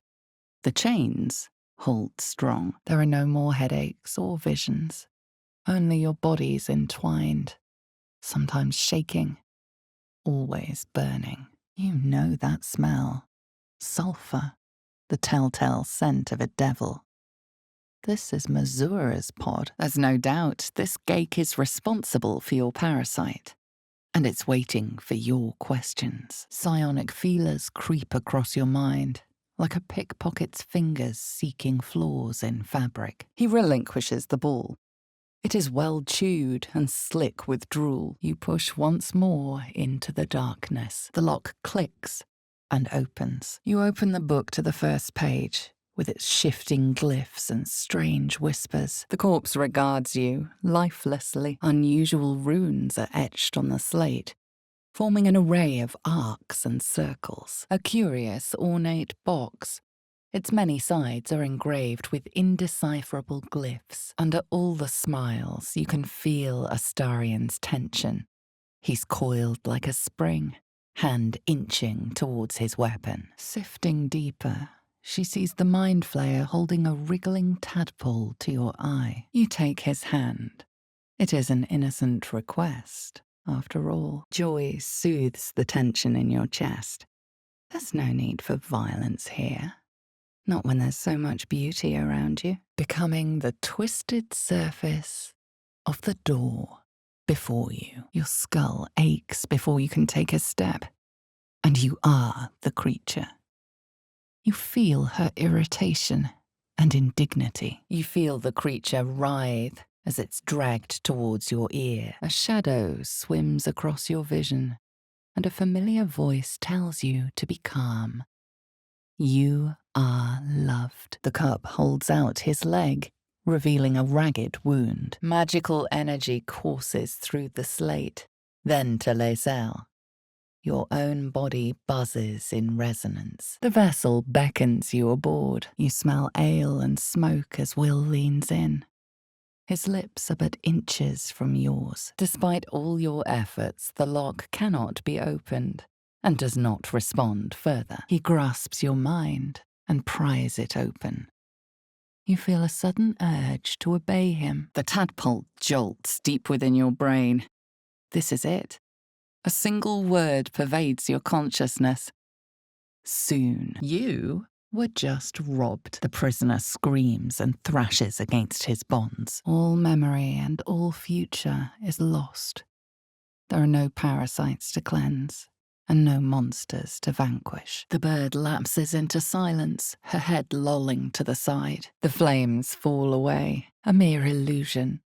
You are one with the forest again, sitting at peace. The door twitches, but stays firm. A magic mirror, a primitive contraption, but not without its use. As you approach your camp, the raucous celebrations have already begun. You surmise that the druids allied with the harpers a formidable force. Moonhaven. His hands close around the air next to your face, as if he's taking the hands of someone taller. A hag promised she could extract the parasite inside you. The flakes smother the fires. The sword is unchanged. The tadpole plops to the ground. Now is your chance to stomp it into the dirt. The evil thing is in that chest. You feel the tadpole quiver as you realize Gale is letting you in. The magic's configuration is like nothing you know. Nausea climbs up your throat the longer you try to discern its nature. The spider relaxes slightly, but you feel her hunger and fear beneath the surface. The bird's eyes are glassy, its breathing weak. You picture a silver blade cleaving through Gake and their thralls, one after another. You try to slip the bird into your bag, but fumble the move. The carcass falls to the ground with a wet thud. The squirrel freezes, muscles tensed in alarm. She gets the message. The spell's power wanes. You can ask no more questions. By claw and tooth, from root to thorn, the old oak's grove to wildlings sworn. You peer through the telescope. The box is inscribed with glyphs, similar to those used by the Githyanki. He taps the pick, and your eye springs from its socket, dangling wetly on your cheek. What was it Mazora had said? Oh, yes. Over your rotting corpse. But his mother is gone, taken. All that's left are these creatures. The stench of rot is a slap to the face. Suddenly she is there, beside you, behind you, inside you. Looking closer, you can see the skin around its face is desiccated. It's been completely drained of blood. You hear only your own thoughts. Shah's presence won't come to you.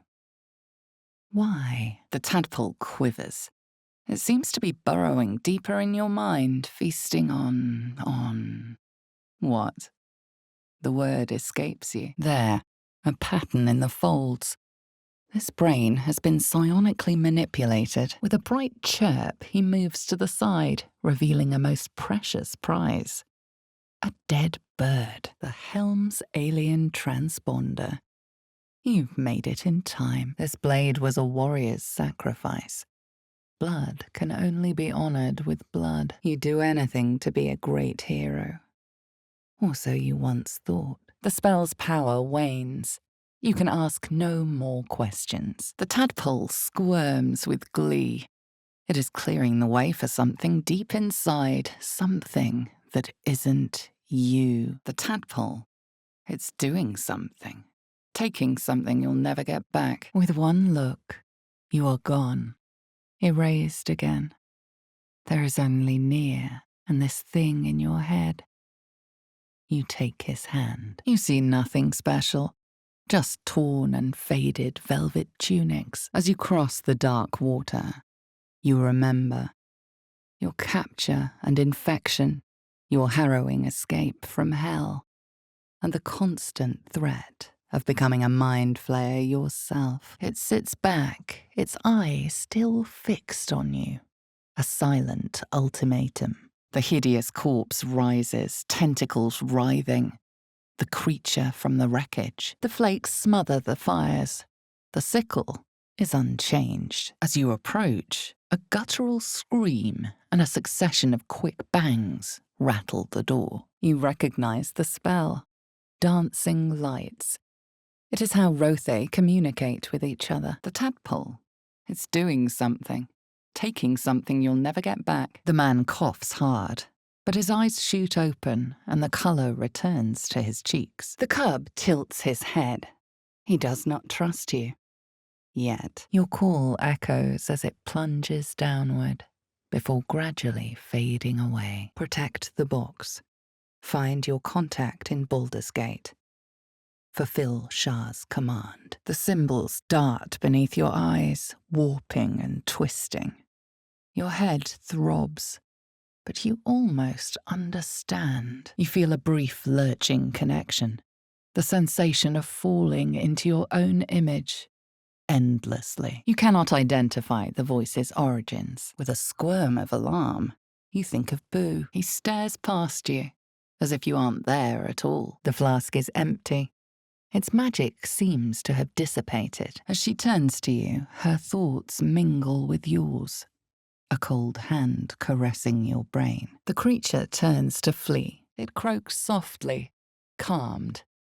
But the frog's eyes watch your every movement. A memory.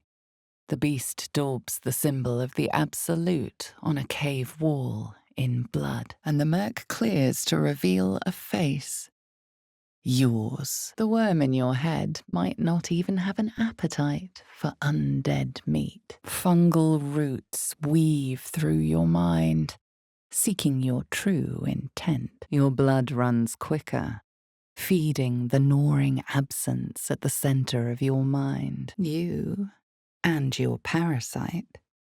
You are tainted now. Imperfect. It is yours, she says. The power to set things right. And all you have to do is say yes. You raise your hand to your temples. Your head burns so hot you think it might scorch your fingers. You feel cogs judder and grind. The windmill is slowing to a halt. The ball prances about, haunches clenching and unclenching impatiently. Every abomination would be gutted and burned to ash. The tadpole writhes. Your mind suddenly reels as if bitten. A boat trembles in the mellow waves. Pincers pierce your flesh, and pain shoots up your arm and across your back. You taste the ale on his tongue and the bile in his soul. You hear the words once again. Let me come to you. I can help you. Yet it is a stranger who speaks them. A ravishing woman, clad in the thinnest of silks. You belong with your people, down in the dark that never fades. It could be the work of a devil, but they mostly collect souls through cunning rather than carnage. Moonrise must be a reference to Shah's divine sister, Saluna. The tadpole is doing something, taking something you'll never get back. The carcass seems to be fresh, only a few hours dead. You notice 2 small puncture wounds in its neck. The roaring furnace awaits an offering. The human's eye twitches. He's about to blow. Sudden exhaustion washes over you. Will has slept next to you. He's still there when your eyes open. She trails off. You read an invitation in her eyes. He freezes, waiting on your next word. The symbols move aggressively, probing your mental defenses. Your patron is there to defend you. There's only so much they can do. The knoll's tadpole squirms, responding to your intense focus. It draws strength from you. It will protect you. A fetid smell assaults your nostrils. Dead flesh lies below. A great deal of it. His skin is cool to the touch, his kiss bracing. You lean in, and he pulls you closer. The Rothe regards its Dwegar captors balefully, then utters a deep, angry bellow. The deep Rothe snorts and shuffles its hooves with agitation. You recognize the druids as elders of a circle. This place is a divine sanctuary. Fresh, sweet-smelling water gurgles gently below. The creature reaches inside your mind, its thoughts rattling against yours. Something inside you squirms in recognition. A wave of pure devotion washes over you, and with every surge, you feel a presence grow in response. Then the creature speaks in visions. Curved drow blades, crude goblin torches, gnoll teeth dripping blood. The whispers, the pain. It all disappears in an instant.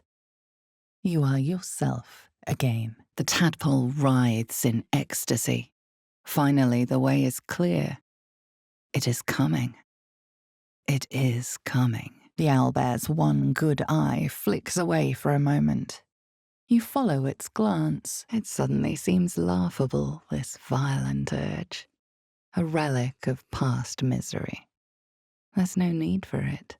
now that you know joy. Amid this flurry of questions, you feel something else deep inside you. A hunger. A lust for blood. The tadpole jolts deep within your brain. This is it. A single word pervades your consciousness. Soon. The boar seems to be fresh, only a few hours dead. But you can't find any sign of a wound. A shadow swims across your vision, and a familiar voice tells you to be calm. You are loved. You wonder if it could hear these thoughts, if it knows you're planning a rebellion. You see another vision. Your lifeless body wrapped in tendrils. The sovereign is threatening you. A foul scent fills your nostrils. One you'd know anywhere. You don't know what he read, but it had an effect. His eyes are hungry, but pained. The frightened myconid circle conjures mildewed vines. They encircle and transform the Dwega. With a gasp, the corpse shudders. Then it bites back, burrowing even deeper into your brain. The rat watches your movements, but does not speak. You feel the darkness radiating from the book. It's delicious. You see a clawed hand open a holding pod, devoid of flesh.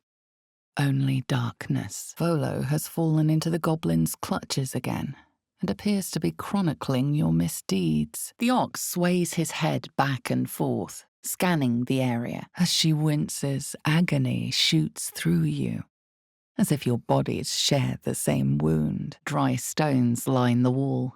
At the bottom, something gleams in the dappled light. With a jerk, you're pulled from the vision. The presence within shrinks, begging you not to run through it. The owlbear stares, then sharply inhales your scent. The corpse regards you, lifelessly. The tadpole jolts deep within your brain. This is it. A single word pervades your consciousness. Soon. You know goblins. Ferocious, but fragile. Take out their leader, and they fold. The myconid cloaks you in dream.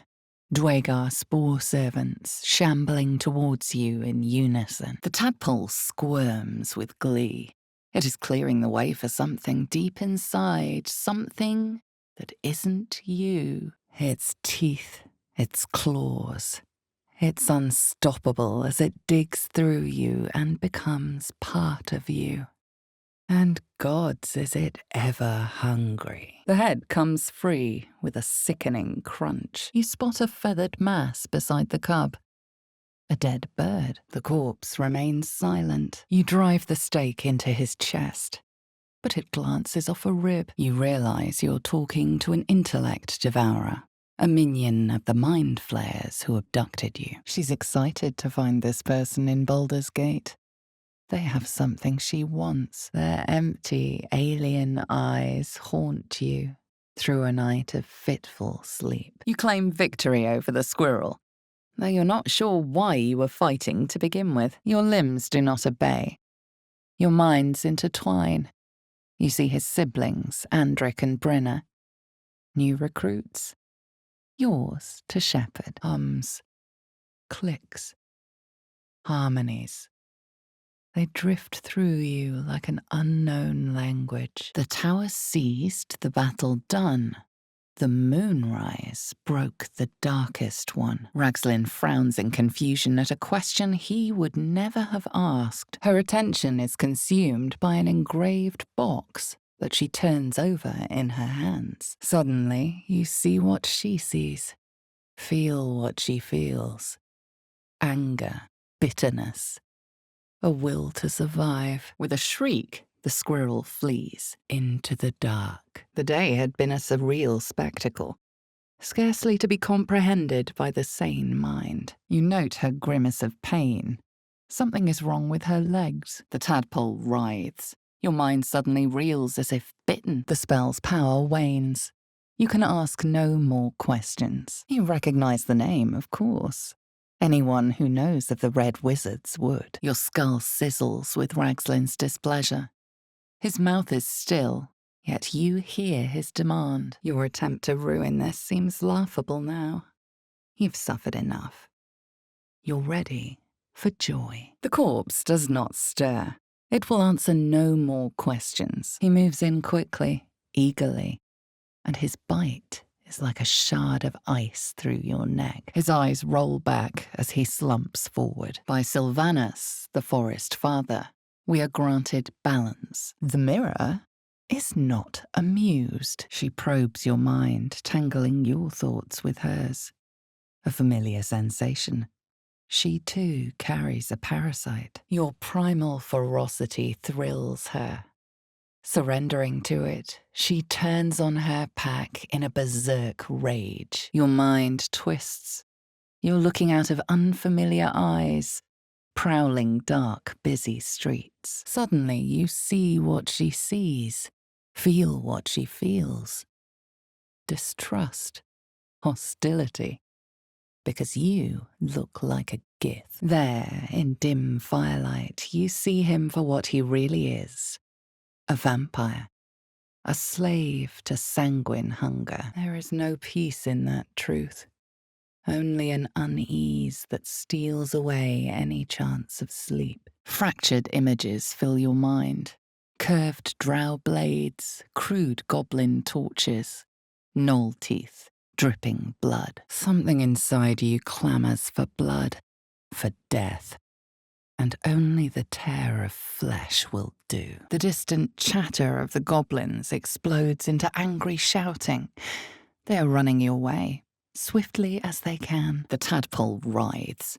Your mind suddenly reels as if bitten. Whatever horrific creature was growing inside the hyena dies along with her. The sound and your movement agitate her. She prepares to strike. The corpse regards you, lifelessly. The servant is silent. Or perhaps not, you think. Whoever struck this blow could be long dead themselves, but worth investigating all the same. A victory of the celestial Saluna over her dark sister, Shah. The stone pulsates, radiating generous waves of comfort and satisfaction. Mostly junk, but her boots catch your eye. Your head throbs and your skin tingles. Visions rush past. A dragon's wing, a silver sword, and a flash of your face seen through the gith's eyes. The tadpole squirms with glee. It is clearing the way for something deep inside, something that isn't you. The tadpole squirms in your mind.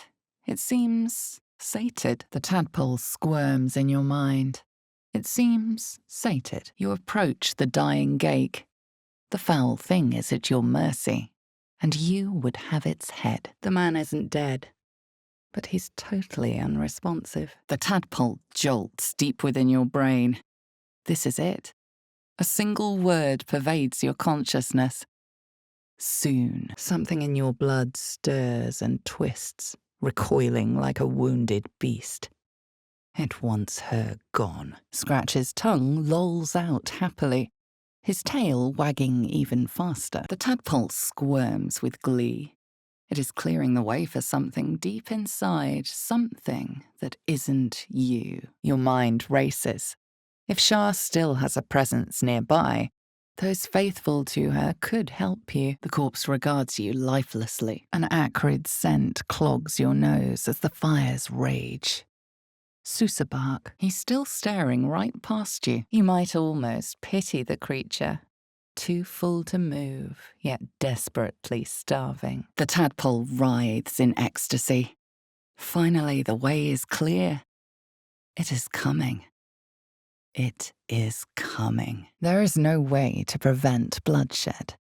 You have to choose. The door trembles at the thought of the hag. She would be furious if she catches intruders here. The tadpole thrashes violently in your brain. Your blood hums. You are changing. Spike pauses to consider, then gives you a wide grin. The voices return, louder, stronger, commanding you to stop. You recognize his movements.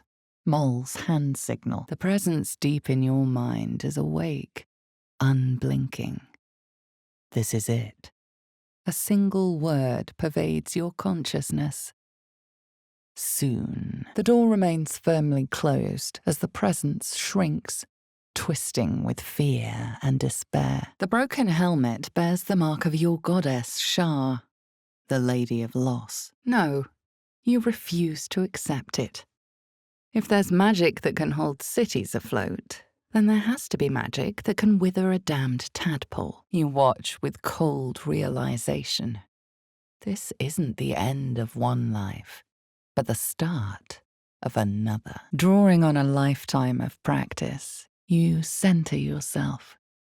Your body is an anchor, implacable and calm. You sleep alone, uplifted by memories of your recent triumphs. The corpse jerks and gasps lifelessly. The coin disappears into the darkness, landing with a soft clink. The ball grunts and eyes you warily with its beady eyes. Chaos ignites in the ruins around you. Goblins howl and spit, clawing for their weapons. You know Maglubiet, deity of the goblinoids, hungry for blood and conquest. Only the sounds of the wilderness answer. The flames cool, dispelled, as the image you know emerges again. Wild, glorious magic. The gestures mean nothing to you.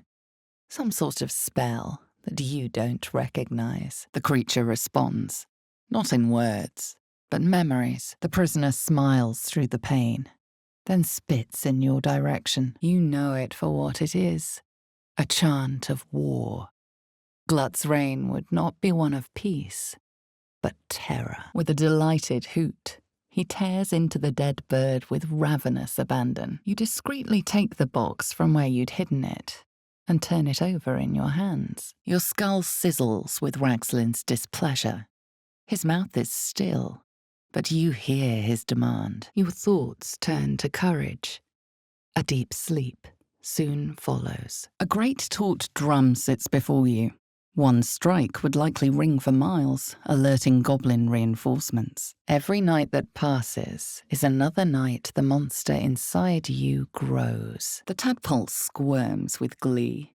It is clearing the way for something deep inside, something that isn't you. Any food you had is gone. The owlbear will go hungry. You were just robbed. You sense a flicker of doubt. Brief, but enough. For an instant, the godly presence falters. He comes to a stop, his eyes swiveling around the camp. After a moment, he seems to calm. Your head swims, nausea burning in your gut. The owlbear's talons flash, primed to attack. Ragslin pierces your mind, prodding for truth. He moves his hand in a quick flurry of gestures. At the back of the crevice lies a bag covered with spiders. A shiny gold coin pokes from its mouth. His eyes track the ball avidly. He shuffles on his paws, ready to chase after it. You should have burst into flames, and visions consume you once more. A swarm of Githyanki dragon riders, silver blades held high. It shies away, eyes wide with hurt. As you gaze deeper, you feel a focus, an intent. A soul coin, true to its name, holds a mortal soul inside. It serves in the 9 hells as very valuable currency. You focus on the source of the power, but it is quiet and still. It needs to rest. The cub chirps brightly in recognition. A wave of psychic force batters your mind, cruel and calculating. You are nothing to it.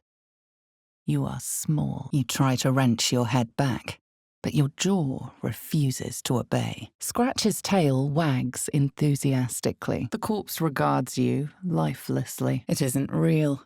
It's too sweet, oppressive in its sucker. But then, its grip claws back with a vengeance. A vice locking your mind into obedience. Will nods silently. You close your eyes and let darkness take you. He's gone before first light breaks. Your mind is full, bursting with ecstasy and terror. Finally, it is coming. You are becoming. You see yourself through Lae'zel's eyes. To her, you are already a mind flayer, a monster in all but appearance. The other holes are too high to reach. The Knoll's tadpole twitches in response to your command, but falls limp as its host howls in rage, resisting you. That sickle blade, it's no religious totem. It belongs to a common redcap, fey creatures known for their bloodlust. By claw and tooth, from root to thorn, the old oak's grove to wildling's sworn. A breath rasps through Liam's lungs as his eyes snap open. Terror swiftly overtaking confusion. There is rare magic in the Underdark, too. Fezres. It radiates from the earth, warping teleportation and divination magic. The tunnels were created deliberately, but whether by tools or claws, you cannot say. Like its living counterparts, the corpse speaks in your mind. The parasite seizes as you approach. The scroll misses the dwarf by a fair margin and lands in a clearing amongst the bibberbang. You realize your minds are still connected as you feel the other true soul shiver. You recognize the odor, the foul scent of carrion crawlers, centipede-like aberrations that feast on the dead. You were robbed, and by the feel of your pack, not for the first time. The engravings resemble Githyanki scripture. Ragslin's mind is clouded by doubt, surprised once more by words he didn't expect. He grasps your mind and claws it open. Rage floods your senses. Deep purples swirl into familiar shapes. Gnomes in mining gear, chased by Dwegar. Or maybe, well, only if you find nothing tastier. You feel a presence in your head. The Kithrak's presence. Your tadpole recoils defensively. The Gake's corpse twitches, then collapses again. It will speak no more. He runs away. Only time will tell if he'll reappear. The cub's feathers ruffle in distrust. With a defiant squawk, he bounds away. The tadpole squirms in your mind. It seems sated. The murderous glare of a redcap, a fey creature known for its bloodlust, greets you. Your skull pounds in response to the prisoner's white-hot stare. Her lips don't move. Yet you hear her voice. Inside, there are no pages, only a swirling mass of blackest weave that pounces. The swelling is too great. You cannot lift the brain out of the skull. The prisoner howls, and the stench of charred flesh fills the room. Besides a slight tingle, your stomach doesn't react to the poison. You catch a waft of something foul, metallic, and sickly sweet. Warm, wet tentacles wrap themselves around your head, and for the first time in your life, the brain won't budge. You can't recall anything this esoteric. There are too many rituals about swords to count. The prisoner screams and thrashes against his bonds. The telescope points to the left. You know Maglubiet, a tyrannical deity who treats his goblinoid followers as slaves. The forest rose with claw and tooth to tear the darkness from its roots. Not only is the disease gone, you see it's left no scars. An impossibility for the bite. Her condition looks familiar. Poison, derived from a wild weed common to the Underdark. The Descent, an infernal conspiracy that had seen the entire city of Elturel briefly dragged to the hells. You feel its connection, its longing to be opened, to share its secrets. The monster's tentacles twitch weakly. It won't last much longer. Its voice shivers across your brain, seeking access, trying to bend your will to its bidding. Sleep comes to you as you count the fields of the dead, soon to grow. She is still ravenous, her mind a hungry pit. The flesh of the survivors wasn't enough to satisfy her. The memories blacken into oblivion. only to be replaced by a number. It is like fireworks in your skull.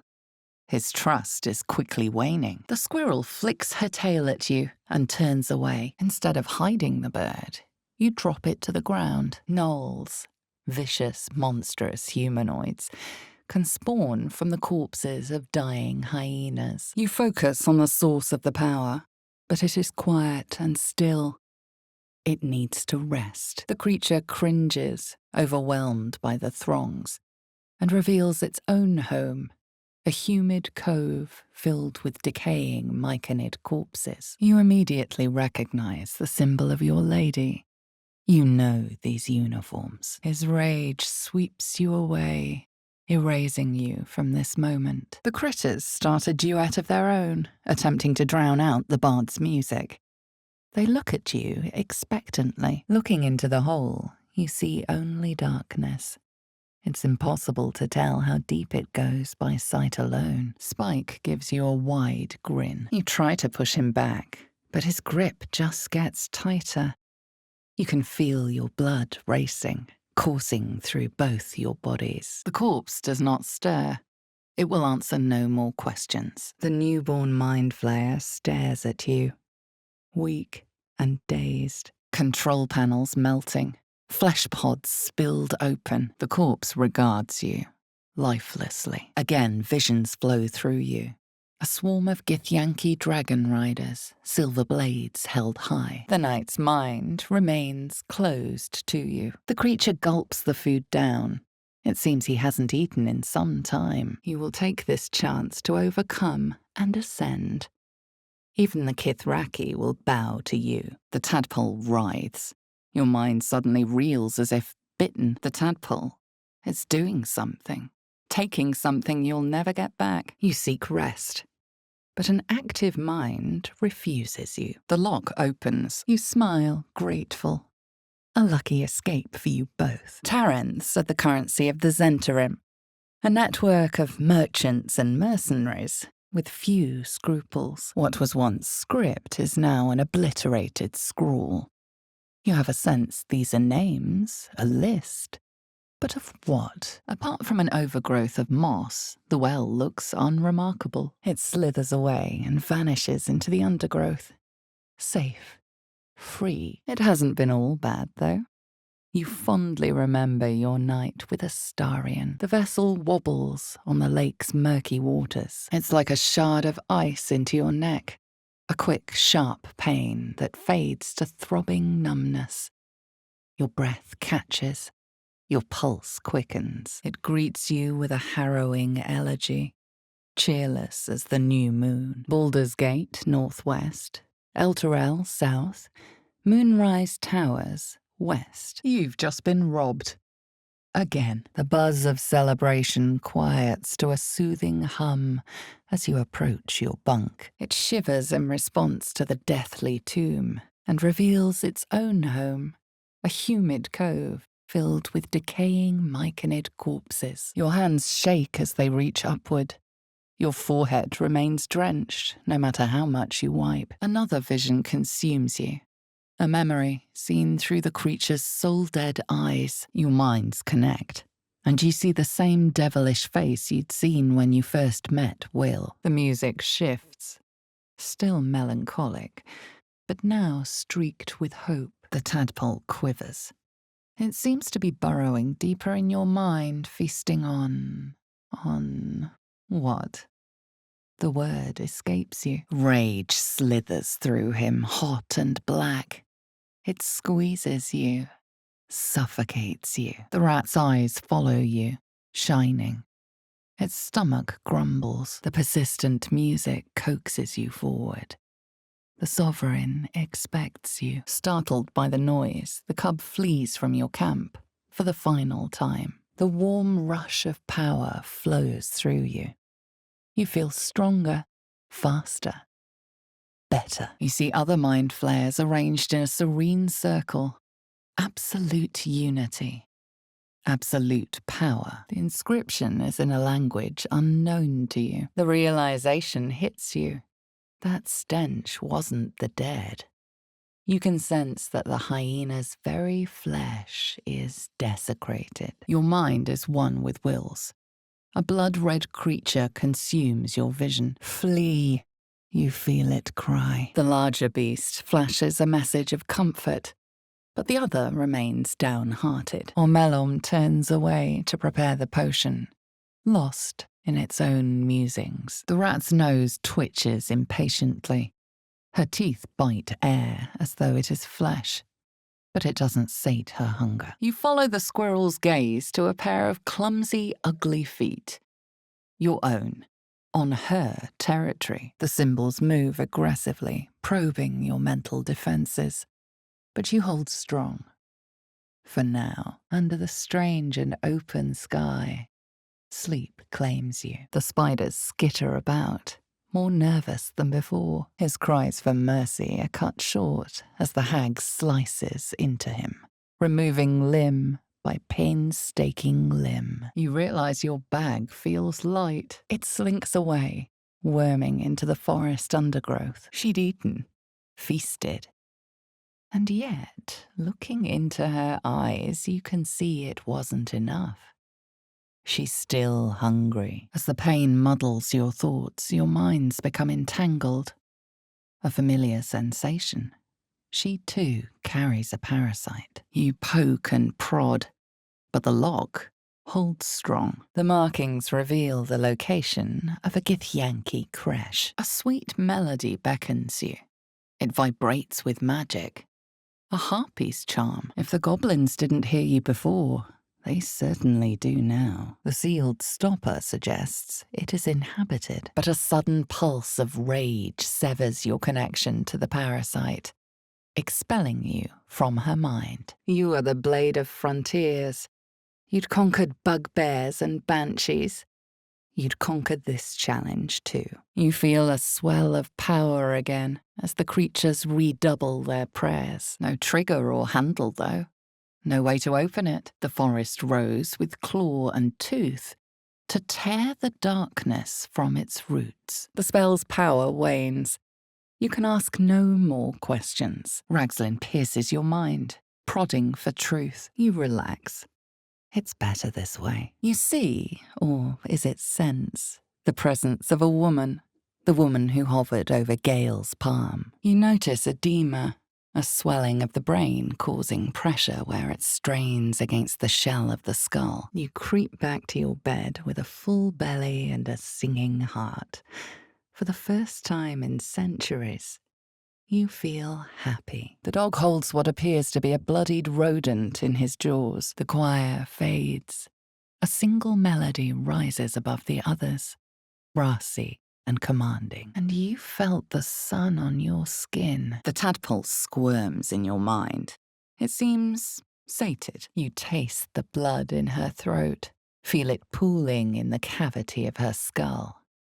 But she still resists. Its teeth, its claws, it's unstoppable as it digs through you and becomes part of you.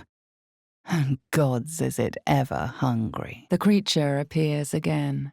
Red skin, twisting horns, and wings stretching wide behind it. Ragslin remains composed.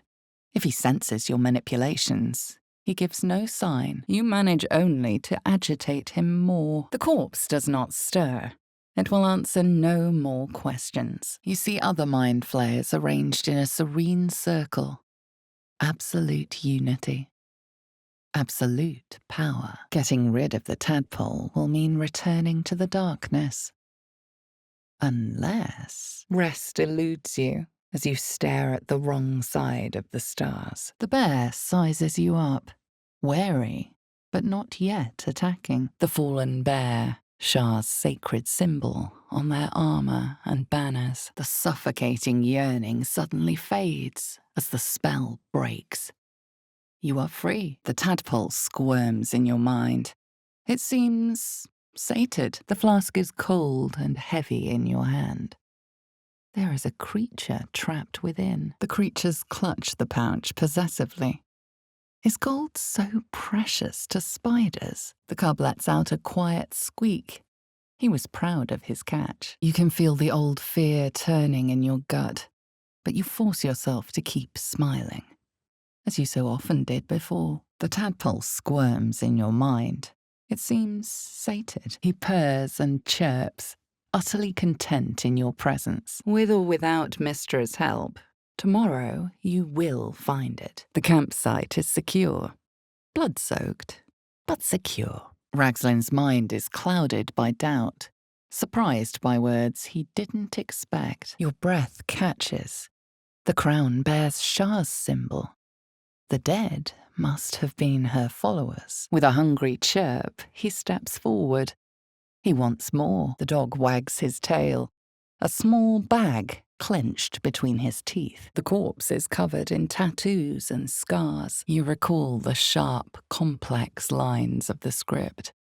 It was written in the language of the hells. Bile fills his throat as Will grabs the hot poker and presses it into the prisoner's thigh. The drow suddenly stops as a whisper envelops you, stealing your breath. The tadpole writhes.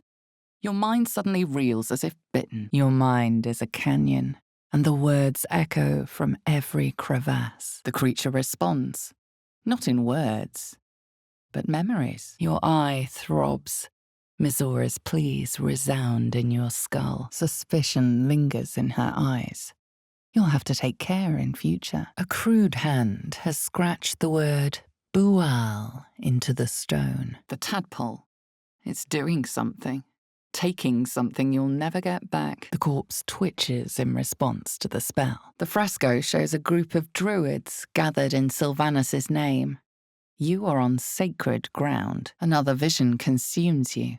A memory seen through the creature's soul-dead eyes. Thanks to your keen eye, the dagger glides smoothly out of the mystery meat. The beast focuses on his food, sternly ignoring you. The mural depicts druid and beast fighting together to drive monsters from their land. Here lies Zevlor.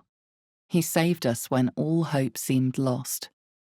Thank you, friend. Your people have survived the drow, the Dwergar, and every monster the Underdark has to offer. A mind flayer is nothing. The rat chitters angrily. Whatever broke his tooth is in this room. If sleep won't come to you, at least darkness will. The tadpole writhes in ecstasy. Finally, the way is clear. It is coming. It is coming. Your minds intertwine. You sense a touch of uncertainty, a touch of disgust. His presence still lingers in your mind, softly urging you on. The tadpole squirms in your mind. It seems sated. The tadpole, it's doing something, taking something you'll never get back. He has a divine aspect, yes, a reflection of death itself, eternal and inescapable. Your mind rushes into her head. You sense confusion, urgency, a resolve to survive. Volo tears the pick from your brain with a violent jerk. Your eye plops down into the mud. You take his hand. It is an innocent request, after all. Your mind rushes into her head.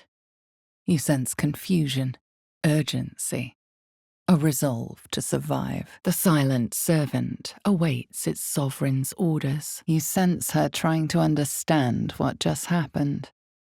She silently begs her goddess for guidance. Shah. You drive away all fears and give yourself to the darkness. A deep sleep soon follows. Suddenly, you are pulled into her mind. You feel her frustration, caution, determination. The cold crystal lies mute. The creature's inner song breathes hope into the myconid meld. The boat beckons you aboard. You've seen this before. The book. The black tendrils of chaos weave that lash out and overtake you. Suddenly, you see what she sees, feel what she feels. Anger, confusion, resolve. The bird says nothing.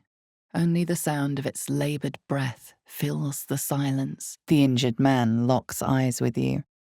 A familiar squirming churns in your head. The parasite is quiet. You feel no bond with the creature. Again, visions flow through you. A swarm of Githyanki dragon riders, silver blades held high. You have to protect it. You have to get it to Baldur's Gate. Shah is counting on you. There's little to discern, aside from his obvious desire to be left alone. The gate lava is curled up in your skull, no doubt pleased with itself. The brain tenses, as though querying an unseen advisor. The tadpole squirms with glee. It is clearing the way for something deep inside, something that isn't you. The corpse collapses, silent once more. You are left with memories, not yours, but Will's. First, a bloodbath, then a promise. Without the wand, the magic binding the zombie fails. In a rage, the undead attacks. Your failure rolls off you like a drop of dew. You deserve to enjoy this, not fight against it. The tadpole writhes in ecstasy. Finally, the way is clear. It is coming. It is coming. Disgust churns deep in your stomach, leaving you resigned to a night without sleep. Head bowed, the other turns away. Sadness clear in his eyes. The creature in the wreckage is forcing them to attack you, controlling them like puppets. You've heard about Umberlee, the goddess of the sea, known for drowning those who displease her. Your mind is full, bursting with ecstasy and terror. Finally, it is coming. You are becoming. Slowly, her broken body starts to calm, to stop its wild contortions. She lies still. Intention zips from your mind to your heel. You crush the tadpole into the ground and fight off the well of sorrow swelling in your chest. Ragslin's mind is clouded by doubt, surprised once more by a question he didn't expect. The tadpole squirms with glee. It's clearing the way for something deep inside, something that isn't you. 7. In 7 days, you will be a mind flayer. The tadpole jolts deep within your brain. This is it. A single word pervades your consciousness. Soon, the myconid soothes you with hums and whistles. The tadpole quivers. It seems to be burrowing deeper in your mind, feasting on... what? The word escapes you. Magic surges through your veins in a white-hot burst of agony. You note the look in her eye, the slight tilt of her head. She is sizing you up. As your minds slip together, you feel a hand on Astarian's chin, guiding him, controlling him. As she looks you up and down, her mind touches yours. You feel her hand at your neck, her lips closing around yours. Suddenly, something convulses inside you. Your vision lurches sickeningly, and half hidden at the center of her desire, you discover something unexpected. Fear. The cub looks to a mass of feathers on the ground. A dead bird. You can feel the orb beating inside your chest. A second heart that could herald either death or dominion. The cub becomes more agitated, running into the forest with a squawk. The cub gives your hand a quick sniff. First comes ice, shivers from top to toe as your lips touch. Though you seek repose, you needn't spend the night alone. With whom will you share a bed? Whatever contents were inside, they've been utterly destroyed. The memory fades, and the corpse awaits the next question. Curious, the frog leans in, ribbiting softly. No matter. The truth will be revealed in time. The tadpole writhes. Your mind suddenly reels as if bitten. You sense her mind dwelling on the helmet, that of a dark justiciar, follower of the goddess Shah. Her goddess. The text on the plaque is a mystery to you. No, you would only be a failure if you stop fighting. At least you pray it has. It reveals its own home in reply. A humid cove filled with decaying myconid corpses. Your breath catches as you see a dark Justicia helmet. The dead must have been Shah's followers. Your mind twists. You're looking out of unfamiliar eyes, prowling dark, busy streets. His ears twitch as you speak, but his eyes don't shift from your tale. He sees you as a threat. The construction is too alien. Nothing looks familiar. Shadowheart's attention is fixed on a damaged old statue. The frog's entire body shakes. It ribbits erratically, as if in pain. You can sense something dark about this tome. Something profane. The presence in your mind gropes for purchase and finds the tadpole instead. Some local remedies could cure it. Or an antidote, likely held by the poisoner. The tadpole jolts deep in your brain. This is it.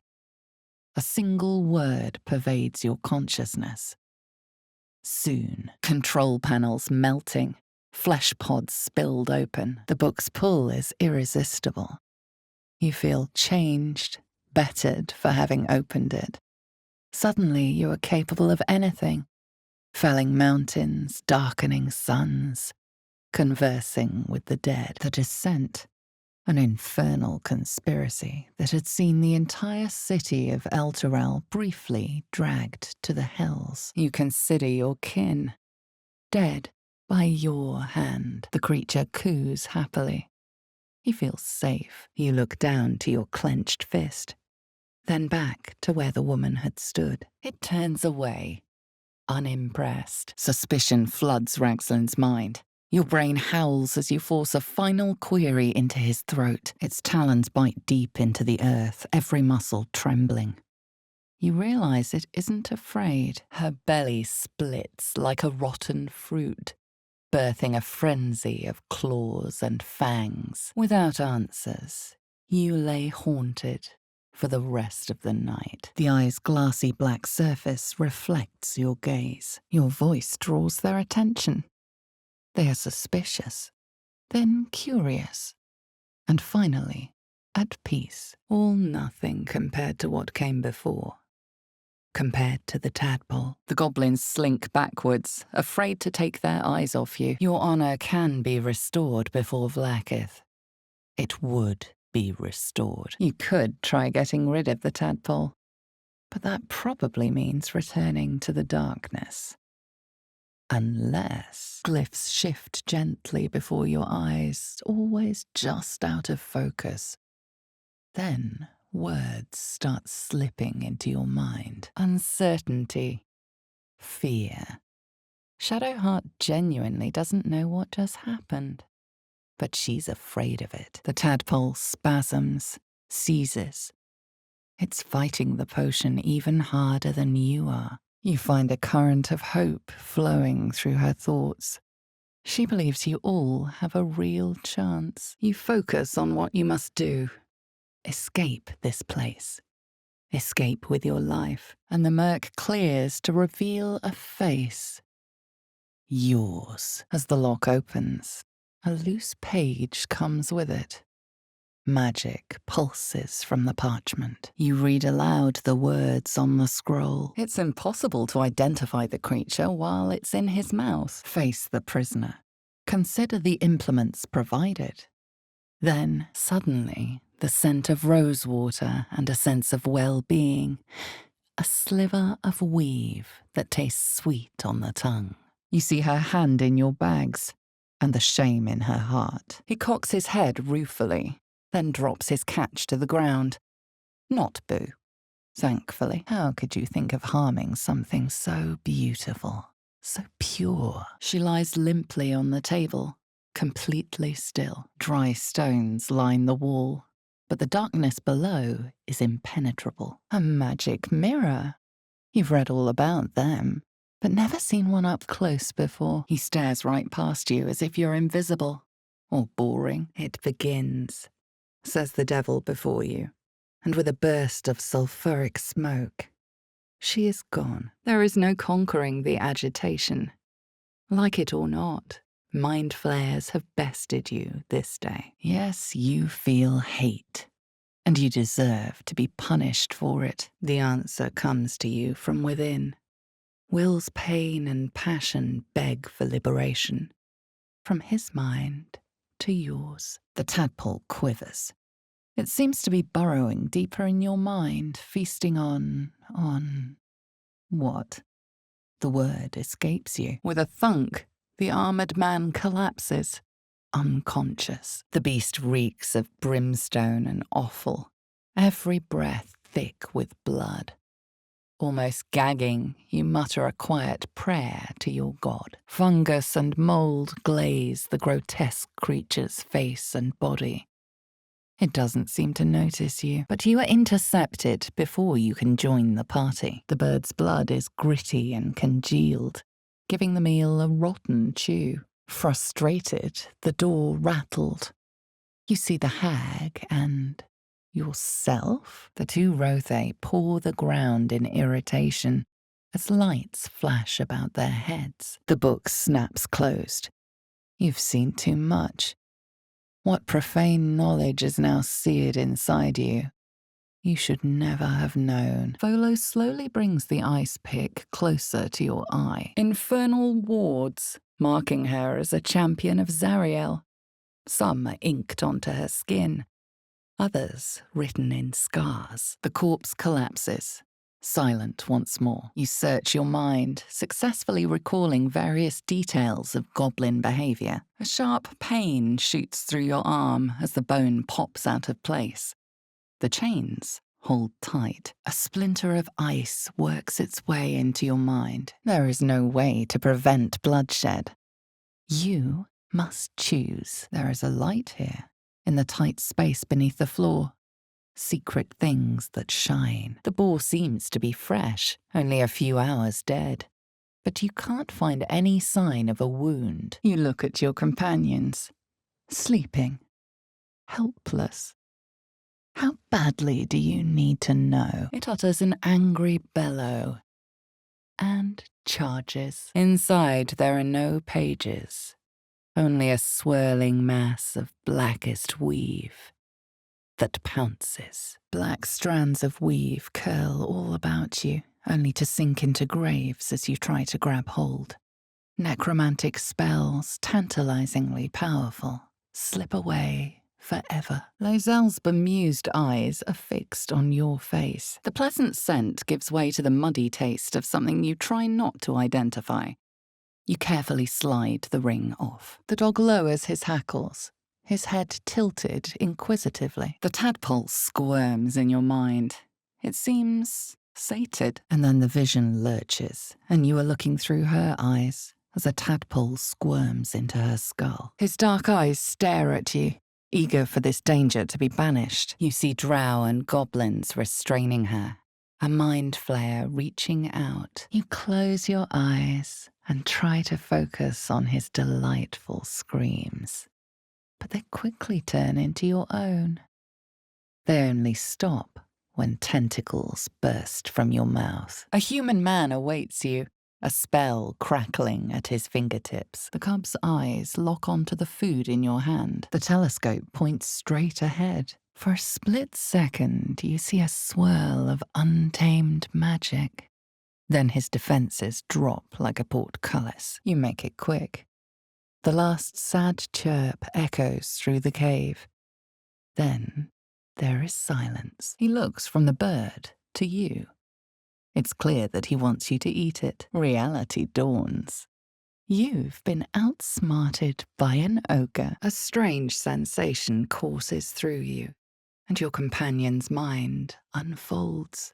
Secrets half revealed. It's still inside you. Does it watch the night sky even now? Through your eyes, fungal roots weave through your mind, poking you, warning you. The surge of holy power is rebuked, knocking you back. The tadpole jolts deep within your brain. This is it. A single word pervades your consciousness. Soon. You close your eyes, finding a moment of peace. A voice drifts into your mind as you gaze upon the misshapen servant. Until you are free of Zariel, death will only ever be a return to the horrors of Avernus. But they have no hold on you. All you have to do is strike. Druidic orders often fight dark forces, but you do not recognize the events depicted here. You feel crushing waves of fear as the presence within the door recoils. It can't let people through. Not again. The fresco shows a group of druids blessing a damp cave. A weak ritual for a weak god. You don't know what the next day might bring. But this night, it no longer matters. There are only the two of you. As your lips touch filthy flesh, you catch a whiff of lavender. It gives way to the muddy taste of something better left without description. You spot a name on the dog's collar. Scratch. Gnolls can spawn from the corpses of dying hyenas. The corpse regards you lifelessly. The flames fall away, a mere illusion. You are one with the Feywild again. A gleam in revelry. You recall an old Zentarim proverb, coined by their founder. Its delicate harmonies turn to scrapes and scratches. The words rock, voices, and temple are clear to you. In the outburst of emotion, you feel the divine presence falter, then revert to its basic, cruel nature. You yank the dagger free, leaving a narrow slit behind. The flask shudders in your hand.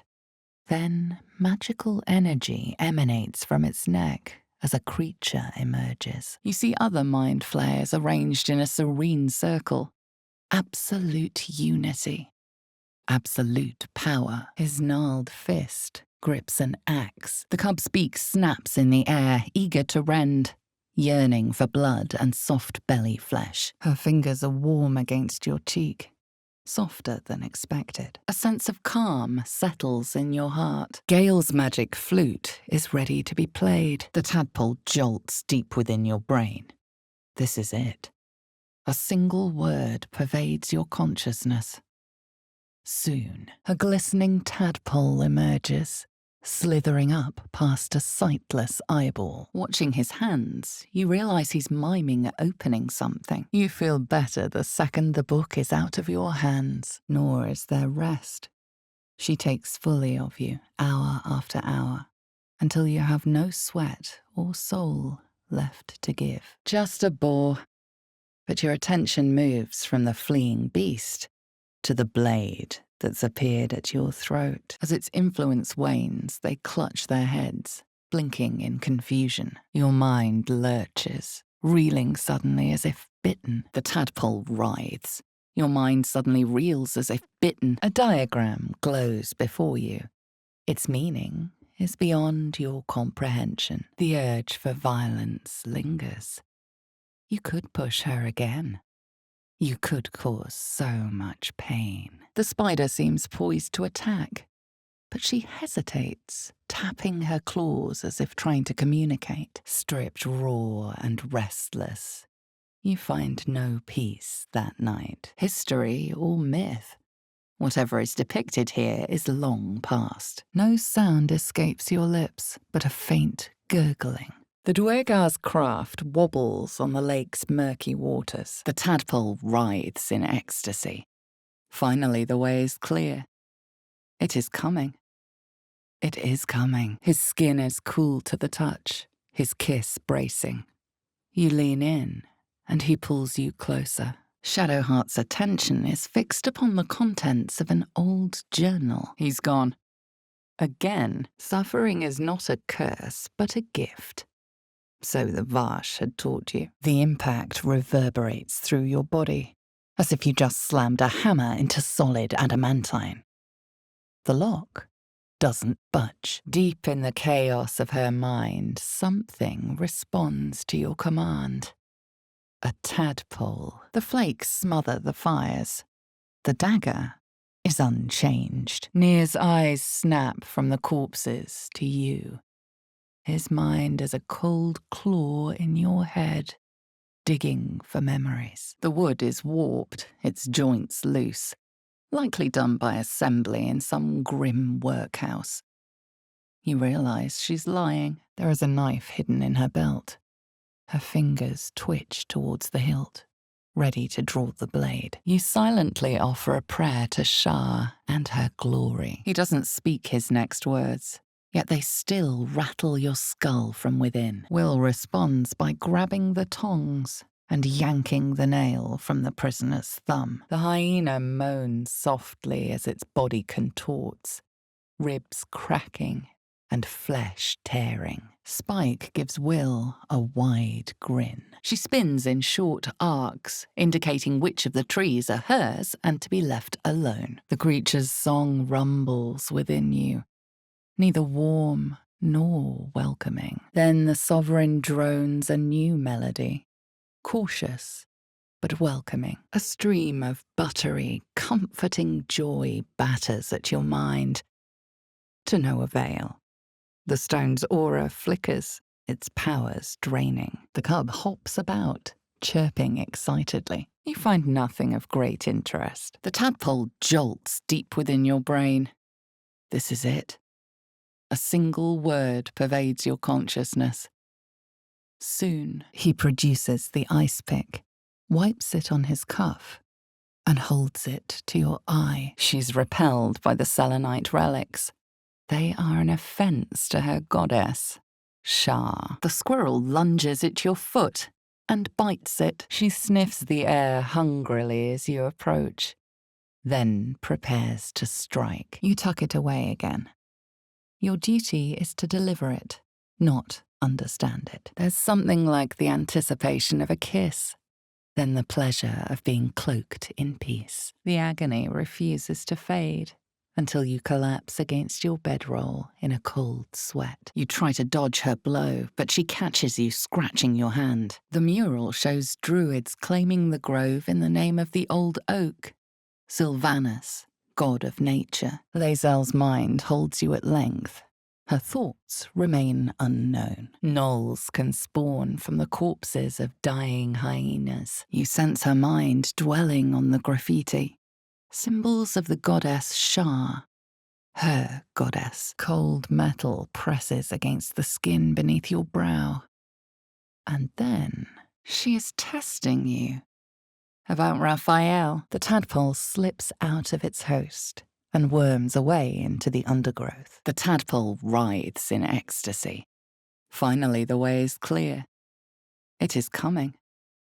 It is coming. The dog whimpers nervously, as if to urge you on. Baldur's Gate feels almost like a dream after everything that has happened to you. His words leave you no doubt. This man has seen other Githyanki, but something inside you stirs, and the cold fades. Ragslin's mind resists your penetration. He speaks his first question. The tadpole squirms with glee. It is clearing the way for something deep inside, something that isn't you. The automaton stands lifeless before you, gears silent, head low and heavy. The air is thick with tension as the Rothe grunt at each other. Small lights flash about their heads in quick, erratic patterns. Looking around, her territory extends from one end of the grove to another. The corpse regards you lifelessly, yet it is a dream of hope. You may be countless miles away, but it isn't an impossible journey. Every day this abomination is in your head, you put others at risk. The tadpole writhes. Your mind suddenly reels as if bitten. As you down the potion, a comforting warmth spreads through you. Let it listen.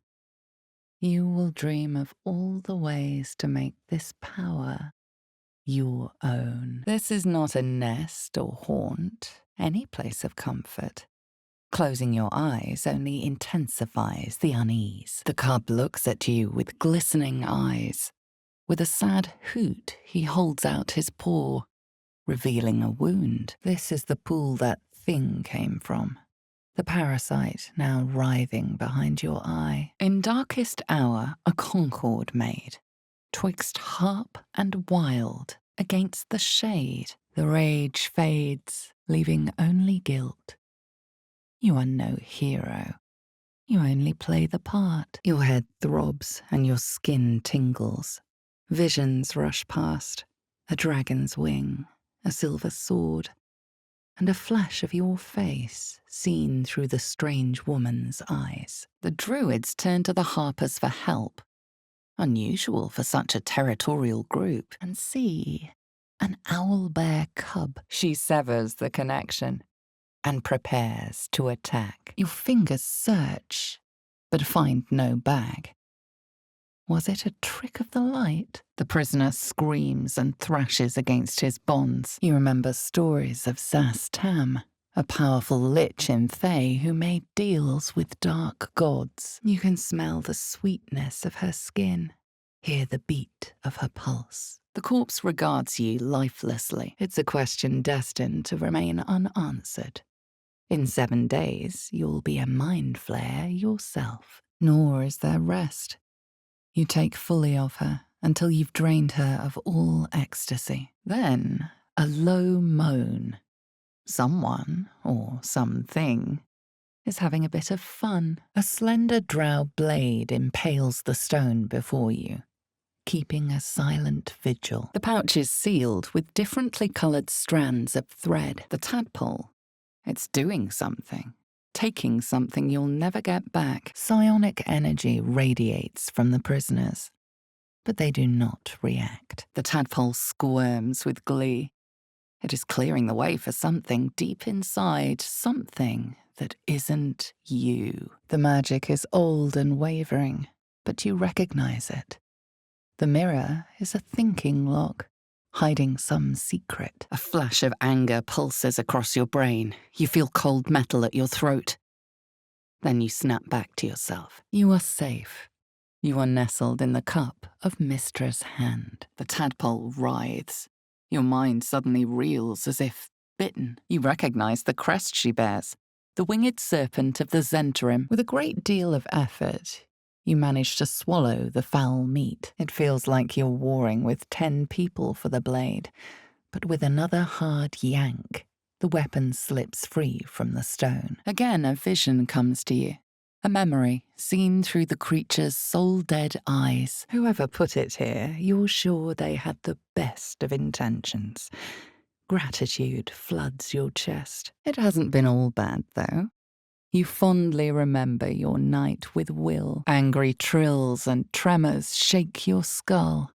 Cries of anguish to its mycelic god. How were you caught off guard on the Nautiloid?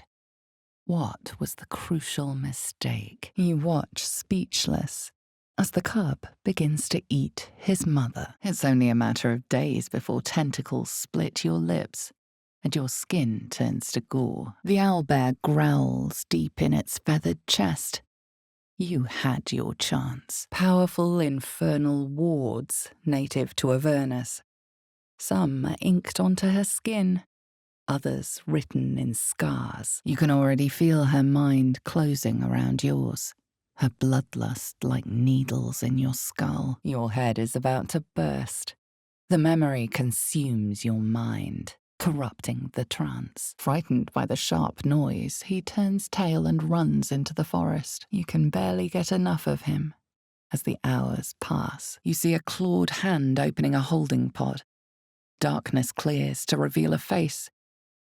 Yours. Suddenly, you are him, hauled into a great storm where, at its eye, an orb beats with malevolence. Your tadpole wriggles, contented, as she tears out her own throat. Tail rigid with irritation, she scampers off. The weave evaporates, and as it does so, you realize the night feels suddenly cold and lonesome. No matter what the voice says, you are meat.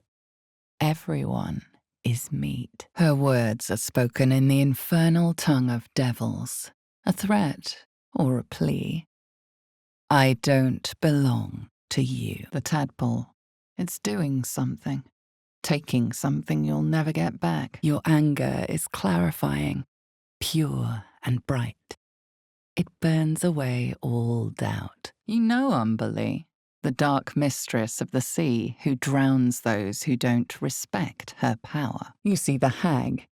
She walks through the door, its form shimmering. Your minds brush against one another, but are swiftly parted. The flames cool, dispelled, as the image you know emerges again. Nature's sublime majesty. A shadow swims across your vision, and a familiar voice tells you to be calm. You are loved. Before you can say anything else, she sprints away. When the image comes, the pain is sharper than before, like a mind flayer scraping its claws across your skull. The book remains stubbornly shut. Your gazes meet, and memories of last night's dream course through you. You perceive quick-fire gusts of embarrassment, trepidation, and finally, elation. Ah, yes, the scent of rosewater and a sense of well-being. A sliver of weave that tastes sweet on the tongue. Harp and wild. You recall stories of an alliance between druids and the harpers, but the details are vague. The squirrel chitters scornfully as your foot whistles over her head. Horrified, you withdraw your hand instinctively before whatever's lurking inside can react. Maybe you wake up because you know something is wrong. Or maybe you just get lucky. Your mind lurches, reeling suddenly as if bitten. The mural depicts a purge, a sacred cleansing of the land on a scale you've never seen before. You are swallowed by a chorus of frenzied music. Through one creature sings many voices, the harmony of a myconid collective. Fire. You hear laughter. You smell brimstone. And then it dawns on you. If you're free to walk in daylight, can you be free of Cazador too? The tadpole jolts deep within your brain. This is it. A single word pervades your consciousness. Soon. Next, you feel a sudden wave of nauseating terror. In 7 days, you'll be a mind flayer. The tadpole writhes. Your mind suddenly reels as if bitten. The tadpole quivers. It seems to be burrowing deeper in your mind, feasting on... What? The word escapes you. As the trance stabilizes, your breath deepens. Be it cure or cage, something must be done about the tadpole. Your brain screams in agony, as if your skull had contracted. In your head, a voice whispers, "They are mine." His brow furrows. Incomprehensible squiggles surround a crude sketch. A bear disemboweling a clutch of tieflings. One by one, the spiders retreat to the rear of the crevice, lulled by your murmurs. His ears twitch as he lowers his head down into your lap. You try to connect, but your legs give out. You slump against him, helpless. You detect traces of decaying magic within him, likely the cause of his disease. The cub seems anxious to leave, but afraid to defy the goblins. They have to be dealt with, one way or another. One by one, the visions fall away. The woman's face and voice fade, leaving darkness and silence. In the cave, anxious hearts throbbing, ready to burst, ready to gorge on. The voice says, "They are meat." Even with your keen eyesight, the hole below you soon plummets into an abyss of impossible darkness. A strange symbol glows, marked on their flesh, and something within you stirs in response. His glassy eyes roll, wild with fear, as he begins to charge. As its influence wanes, your assailants lower their weapons, blinking in confusion. You belong with dark stone and black iron. There is work to be done. The longer you stare at the dark and decimated words, the more your head aches. There is no meaning to be found here. You feel something pull at you, The creature yearns for a master. Pain shoots through your body as the needle snags on your optic nerve. Then you see visions. Dark dwarves, Dwegar, chopping myconid remains with their axes. Suspicion floods Ragslin's mind. Your brain howls as you force a final query into his throat. The corpse does not stir. It will answer no more questions. The corpse does not stir. It will answer no more questions. The mark glows, but you feel nothing in response. Your illicit power is beyond reach until you rest. The crystal radiates a pulsating, teeth-wrenching joy. You found an ally and lover in a cultist called Minthara. The tadpole jolts deep within your brain. This is it. A single word pervades your consciousness. Soon, the tadpole jolts deep within your brain. This is it. A single word pervades your consciousness. Soon, you see a clawed hand open a holding pod, devoid of flesh, only darkness. Ormelum's tentacles flutter in what appears to be the mind flayer's approximation of a smile. A cambion, you are sure of it. Wings spread wide, long tail curled behind. The tadpole, it's doing something. Taking something you'll never get back. Nothing. And from within, a winged figure steps forward, graceful and terrible. She places her hand on your cheek. His lips smack together wetly and leave a trail of saliva on your foot. You can leave now, or step closer and die. The creature's eyes widen, pleading. Your minds connect, and you drown in Lae'zel's deep longing. You see a Githyanki woman, pale as death, her face contorted by desire. Cazador, your master. You have to get back to him quickly. If you're late, he'll flay you. Again. Tap. Tap. Stab. The book sees you in your entirety and finds you unworthy. The tadpole is doing something, taking something you'll never get back. What will he say when he finds you can walk in the sunlight and he can't? The cub tilts his head. He's considering it. The creature turns a piece of cud around its mouth, chewing contentedly. You are powerless against such primal rage. She expels you from her mind, intending to devour you. She is still ravenous, her mind a hungry pit. The flesh of her pack wasn't enough to satisfy her. The creature ignores you. The sovereign gifts you one more vision. A wall of vines parting to reveal glowing light. The tadpole, it's doing something, taking something you'll never get back. The dead goblin speaks no more. You take your leave. The parasite flails in your head, and Will's hand shoots to his temple. It's furious. Rage blazes within it. Tear. Hunt. Kill. Ragslin frowns in confusion at a question he would never have asked. The chains hold tight. The tadpole squirms with glee. It's clearing the way for something deep inside. Something that isn't you. The tadpole jolts deep within your brain. This is it. A single word pervades your consciousness. Soon, the tadpole writhes in ecstasy. Finally, the way is clear. It is coming. It is coming. A violent vision grips you. Dwegar, dark dwarves, chopping myconid remains. The dagger is tightly embedded in the carcass. You notice nothing unusual. You offer the head to Vlaakith, your queen. She hands you a sword of silver in return. Falling into your trance should have been as easy as breathing. Yet peace eludes you. The forest, dark, cold, foreboding, and awaits your first question. You try to approach quietly, gently, but it's too much. The hunger takes over. For a moment, your throat seems to fill with warm blood, spilling into you from a living vessel. Anticipation of the feast. You feel Ragslin's suspicions. He'd never have asked about his master. You remain in control.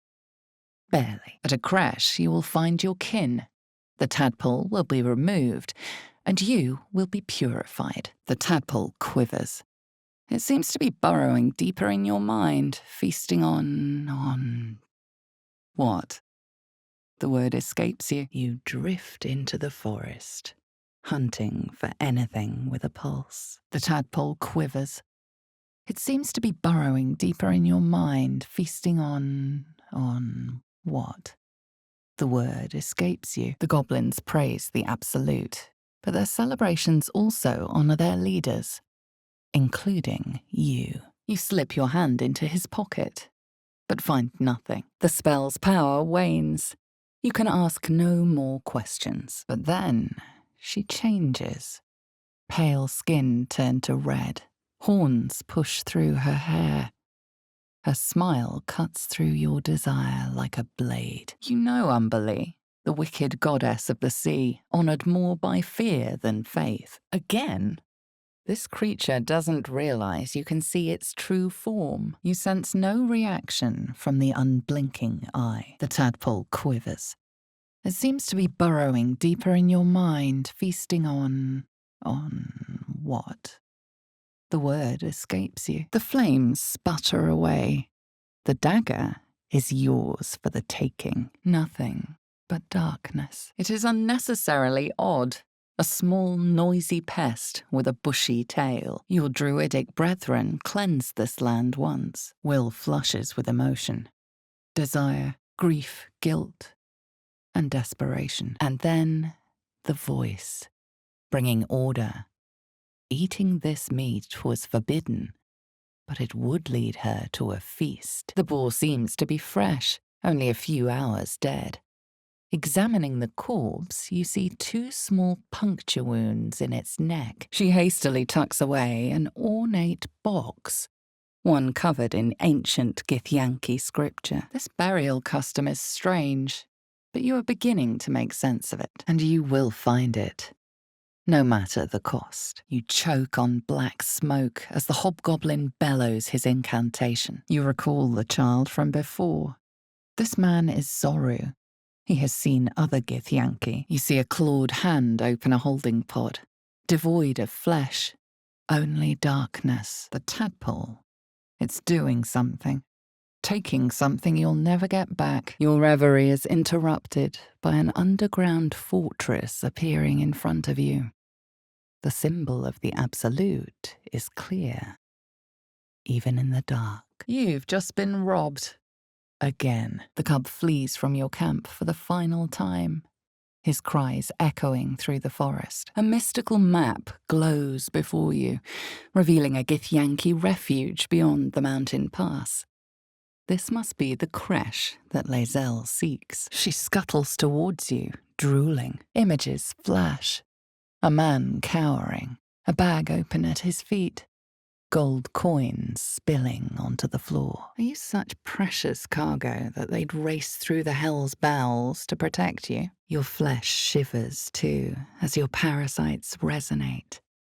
Your mind's eye shows you not your dream, but Will's. The well doesn't look too deep, and the old bucket rope feels strong enough. Seluna's followers can show great resolve, no matter how misguided it may be. You should not underestimate them. There are no more headaches or visions, only the warmth of his body as you embrace him. As he approaches, his foot lands on a dry twig, snapping it in half. You feel a little cold, but that's all. There's no more pain, no more fear, no more struggle. It's all over. The cub breathes in shallow bursts, his chest heaving with the effort. The battered man hangs slack from his chains, barely breathing. You can barely get enough of him. As the hours pass, the creature bounds past you and into the forest beyond your camp. The spell's power wanes. You can ask no more questions. The squirrel bites your foot again. The corpse does not stir. It will answer no more questions. You land a swift strike against her skull. She yelps, then goes still. You reach for the trinket, but it's already gone. Then the rage subsides. You are in control. You see dark tunnels lit by noxious pools of brine. The darkness spreads through the earth. The prisoner smiles through the pain, then spits in your direction. You picture a cup, ancient and elven, priceless. Drinking from it honors the dead, those lost to Loth's predation. Pincers pierce your flesh. Their chitters become giggles. The intruder is punished. Faint sounds echo against unseen stone. Nothing discernible by eye or ear. A mystical map glows before you, revealing a Githyanki refuge beyond the mountain pass. This must be the creche that Lae'zel had sought. The drow script inscribed on the blade flickers and glows. It rises from the stone, hanging in the air in silent offering. You can almost feel its thick skull in your grasp, almost smell its silver blood clogging the air. You keep low to the ground, scuttling like a rat. You see nothing unusual in Lae'zel's demeanor. You realize he's casting detect thoughts. The mirror glints in the light. The screams from within, now silent. The tadpole quivers. It seems to be burrowing deeper in your mind, feasting on what? The word escapes you. The tadpole writhes. Your mind suddenly reels as if bitten. The embers smouldering in your soul catch fire. Inner flame flows to your head, feet, and fingertips. Reality dawns. You've been outsmarted by an ogre. You see the shadowed outline of a figure. His eyes dart back and forth as he sniffs the air. He can't see them anymore, but he can smell them. Many, many strangers. The rat hisses at you, his eyes flashing distrustfully. You focus on the source of the power, but it is silent. It needs to rest. You look at the selenite offerings. Nothing but profane baubles. The pod's been smashed open. No one is inside. This book is far lighter than it should be, with such a massive lock. You learn nothing from the slate. You notice she's trembling. The tears streaming down her cheeks are indeed real. Your skull aches before you can take a step. And you are the creature. You feel her irritation and indignity. A simple explanation. And wrong, you wager. The corpse does not stir. It will answer no more questions. You also feel answers. She knows more about your condition. As the light fades from her eyes, the knoll within her dies too. Stillborn, your parasite burns in concert with Will's, paralyzing rage and a hunger for answers. You creep back to your bedroll. A lucky escape for you both. Korga's voice breaks and her lips tremble. She heard reason in your words. Suddenly, you see what she sees. Feel what she feels. Distrust, hostility. Because you are Gith. Your fingers claw at the dirt, losing purchase.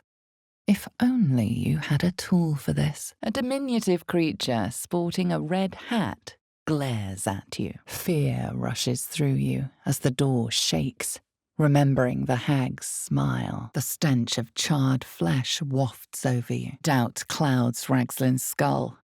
Might he suspect the truth? With Ragslin's voice, you ask. Buried deep, a tadpole struggles to assert control against the ravenous chaos of her mind. The stench of sulphur fills your nose. The tadpole writhes in ecstasy. Finally, the way is clear. It is coming. It is coming. The beast shrinks back, feathers quivering. You don't recognize the creatures, but this voice seems to have a hold over them. You realize it was made with stone shape. A powerful spell to waste on a grave. As you recount your adventure, Auntie Ethel nods along, her eyes wide. Strained by your clumsy technique, the blade snaps in two. There's something through the rock. Something it fears. It needs sustenance to survive. And with your very body, you can provide. That noise. Is the creature pretending to be a sheep? You notice nothing significant. Blood gushes into your mouth. You can feel it filling the maw inside you, filling your soul. The tadpole quivers. It seems to be burrowing deeper in your mind, feasting on what? The word escapes you. From the far distance, you hear a blast of goblin voices. You feel crushing waves of fear as a presence within the door recoils. It can't let people through. Not again. A mystical map glows before you, revealing a Githyanki refuge beyond the mountain pass. A creche. Blood gushes across your lips. But something's wrong. Very, very wrong. You recognize the dragon as the mount of a Githyanki knight. Perhaps it had been tracking the ship. You try to rest, but your mind won't settle. You lay bleeding as she leans over you. A smile on her face. He steps closer. Hesitantly, the boat beckons you aboard. Leave. You are not wanted here. The cub slinks into the darkness. His foot falls heavy with grief. You see the hag, eyes bright with glee. As she sets fire to the door, you recall the Fairsress, the energy of the Underdark. The Myconid might die if isolated from it. Your foot stops short. You want to destroy it, but you simply can't. One moment you'd been bartering with Missoura for freedom. The next, whisked away by tentacle monsters. The creature responds, not in words, but memories. The boar shuffles its trotters, unsure. Then it dashes away into the wilderness. When you turn back, there's no trace of the child. You see a frothing Dwegar, axe drawn, crazed by bloodlust, bearing down on a young Myconid. His eyes are glassy, and he is sweating profusely. Absolutely terrified, but pretending all is well. You see through Gale's eyes, staring down the corridors of a dread memory. A book, bound, then suddenly opened. The spell's power wanes. You can ask no more questions. The frog croaks a friendly eep. The cub clicks his beak weakly, more scared than afraid. He has no fight left in him. As you look into the book's amethyst eyes, you can almost hear a voice. You just have to open the book and it will be yours. Forever. You feel yourself repulsed as the doors of his mind slam shut. You face the prisoner. Consider the tools at your disposal. And you raise your heel and crush the parasite into the ground. Intense regret washes over you, churning your stomach, and visions consume you once more. A swarm of Githyanki dragon riders, silver blades held high. The tadpole squirms with glee. It's clearing the way for something deep inside, something that isn't you. The ache builds as you squeeze your hands together. Were your fingers always so thick? Your skin always so sticky? You get a feeling something's wrong. It's as if the pouch struggles against you. The tadpole squirms in your mind. It seems sated. Kaga eyes you intently as you speak the text etched into the frescoes. You hear what comes next before you see it. The sharp snapping of bones and a yelp of pain as her body starts to twist and undulate. The tadpole quivers. It seems to be burrowing deeper in your mind, feasting on what? The word escapes you. You watch as he stalks towards the forest. Stronger, more confident, ready to hunt. The rat glares at you, but says nothing. You drink and drink and drink, until, without even a whimper, it's all over. The tadpole jolts deep within your brain. This is it. A single word pervades your consciousness. Soon, you are too slow. The owlbear readies to slash you. The mind flayer's corpse twitches, then collapses again. It will speak no more. Something in your blood stirs and twists, recoiling like a wounded beast. It wants him gone. The corpse collapses, silent once more. The visions consume you in spite of your struggle. Will's memories unfold as if they are your own, and as a Cambion, almost certainly. The seductive spawn of a devil and a mortal. You open the book where you left off, and the voices return, chiding you for your indecision. Another vision consumes you, a memory seen through the creature's soul-dead eyes. The goblin's nostrils flare, as if trying to judge you through smell alone. Talons tense to strike, beak aching to rend. The cub wants you gone. Some of your companions have left. Perhaps forever. Again, a vision comes to you. A memory seen through the creature's soul-dead eyes. The dog's hackles raise. In memory of Myrna, a shining light in this dark world. May you forever gaze upon the lake you love to play in. Tomorrow, you will fight harder than ever before. The gestures mean nothing to you. Some sort of spell that you don't recognize. Ragslin frowns at a question he would never have asked. The tadpole quivers. It seems to be burrowing deeper in your mind, feasting on what? The word escapes you. You see the tiefling's jaw clench. He's about to erupt. You're not quick enough. The cub runs straight past you and out of the camp for good. Ragslin remains ignorant to your presence in his mind murk. You choose your next question. The corpse regards you lifelessly. The dog sniffs your hand, his tail swung low in understanding. He knows how to find you. You become one with Gale's mind, and you can feel something sinister oppressing you. The cub looks at you with dulled eyes. He longs for home. One evening, a devil came courting, insisting that a cure was impossible. He said he'd come again. Soon enough, you push off and sail into the darkness. You push the memories away. The colours and shrieks fade, leaving darkness and silence. You've seen similar books in wizards' libraries. A tome on Thayan magic, a rare and expensive find. But people have gone mad reading less dangerous texts. Until you know more about the tadpole, you can't be sure how much danger you're in. Suddenly, you see what she sees, feel what she feels.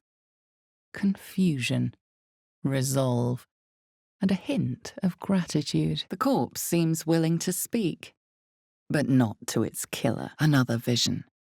You look back into the darkness of the pod aboard the Nautiloid, control panels melting, flesh pods spilled open. Still, they could be traded for something valuable. You remember their gratitude when you stood by them. The exposed brain quivers in expectation. Deep gnomes, killed under the yoke of slavers. You watch and listen for signs of deceit, but sense nothing unusual. You taste brimstone. The stench of withered flesh and dark steel burn your nose like acid. An image of the mind flare reaches out to her from your memories. You watch through the creature's eyes as it curses the starborn slaves. You clench your eyes tight and leap into darkness. And, like always, Mizora follows closely behind. The other spider echoes her. The dog looks at his owner with sad eyes. He does not move. The thing inside your mind writhes, ready to exert its authority. Visions consume you once more. A swarm of Githyanki dragon riders, silver blades held high. The tadpole squirms in your mind.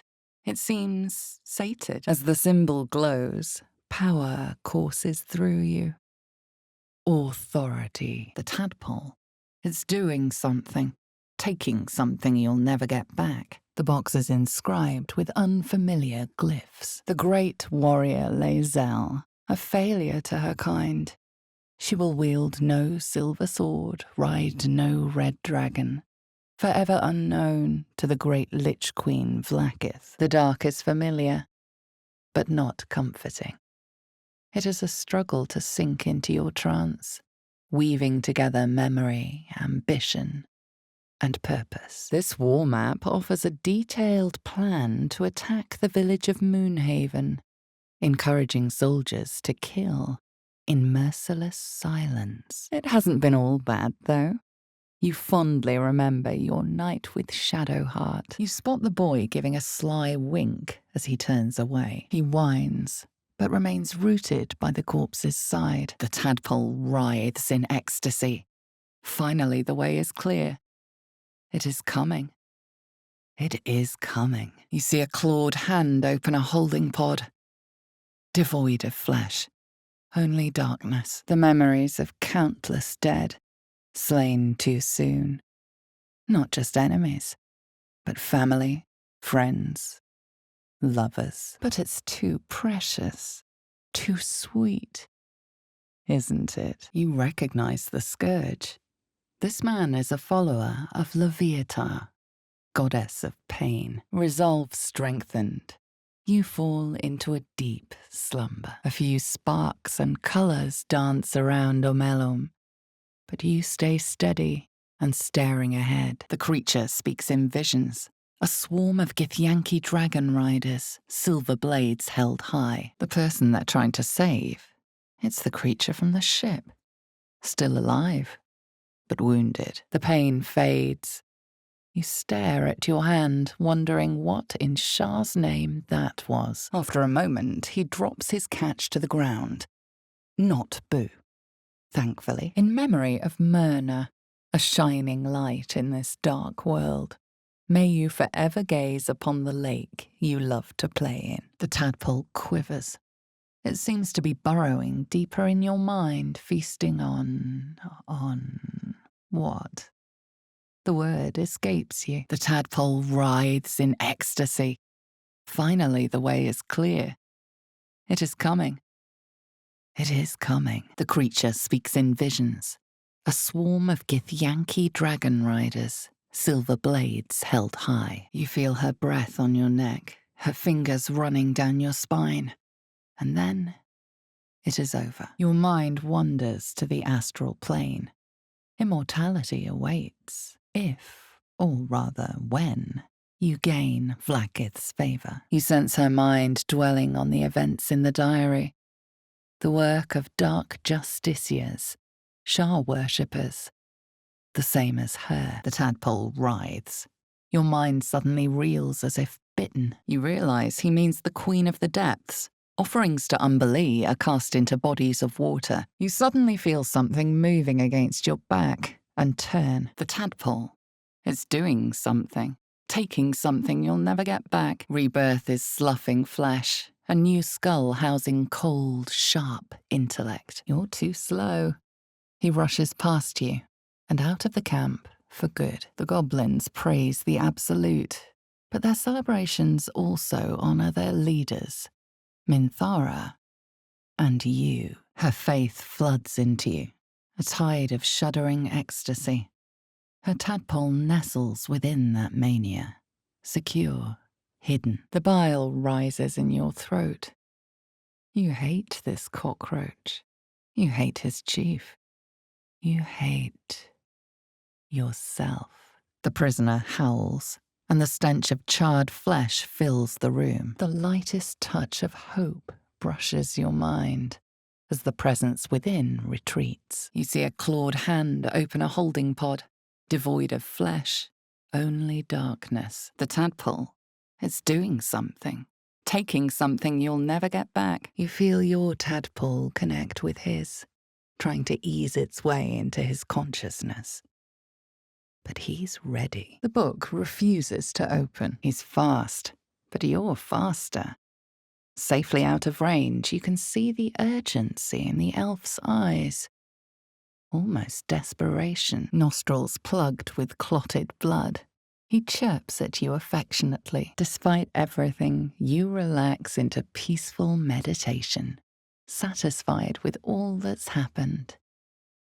Perhaps you wouldn't sleep so well if you knew what was coming. These beings are Kuatoa, former Mind Flayer slaves that manifest their gods through sheer belief. Apart from this strange context, you notice nothing unusual about the brain. You notice the blade is at an angle to the meat's grain. If you align the dagger with the grain, it should slip out easily. The goblin's nostrils flare nervously. All of his bluster seems to vanish. The corpse does not stir. It will answer no more questions. You can't move, can't think. Thinking is mercifully done for you. The tadpole squirms in your mind. It seems sated. The cub eyes you suspiciously before letting out a sad hoot. He was proud of his catch. He snarls a warning, flattening his ears and lowering his body, ready to pounce. The tadpole squirms in your mind. It seems sated. The dog watches the corpse, a quiet whine escaping with every breath. The presence deep in your mind is awake, unblinking. This is it. A single word pervades your consciousness. Soon. She doesn't hesitate, moving quickly. Before you realize what's happening, you feel a burning scratch on your hand. You recognize the tiny fiend, a quasit. Wicked creatures often used as familiars. Every night that passes is another night the monster inside you grows. The monstrosity stares blankly. The voice that echoes within you belongs not to it, but to the sovereign. His eyes roll back as he slumps forward. The well stands, as it has for ages. Volo carefully withdraws the needle from your eye. Then, reaching into his bag, he produces an ice pick. The tadpole squirms in your mind. It seems sated. Suspicion floods Ragslin's mind. Your brain howls as you force a final query into his throat. The wind softly rustles the flower petals.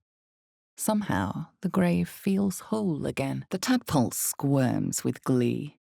It is clearing the way for something deep inside, something that isn't you. Pain shoots through your face.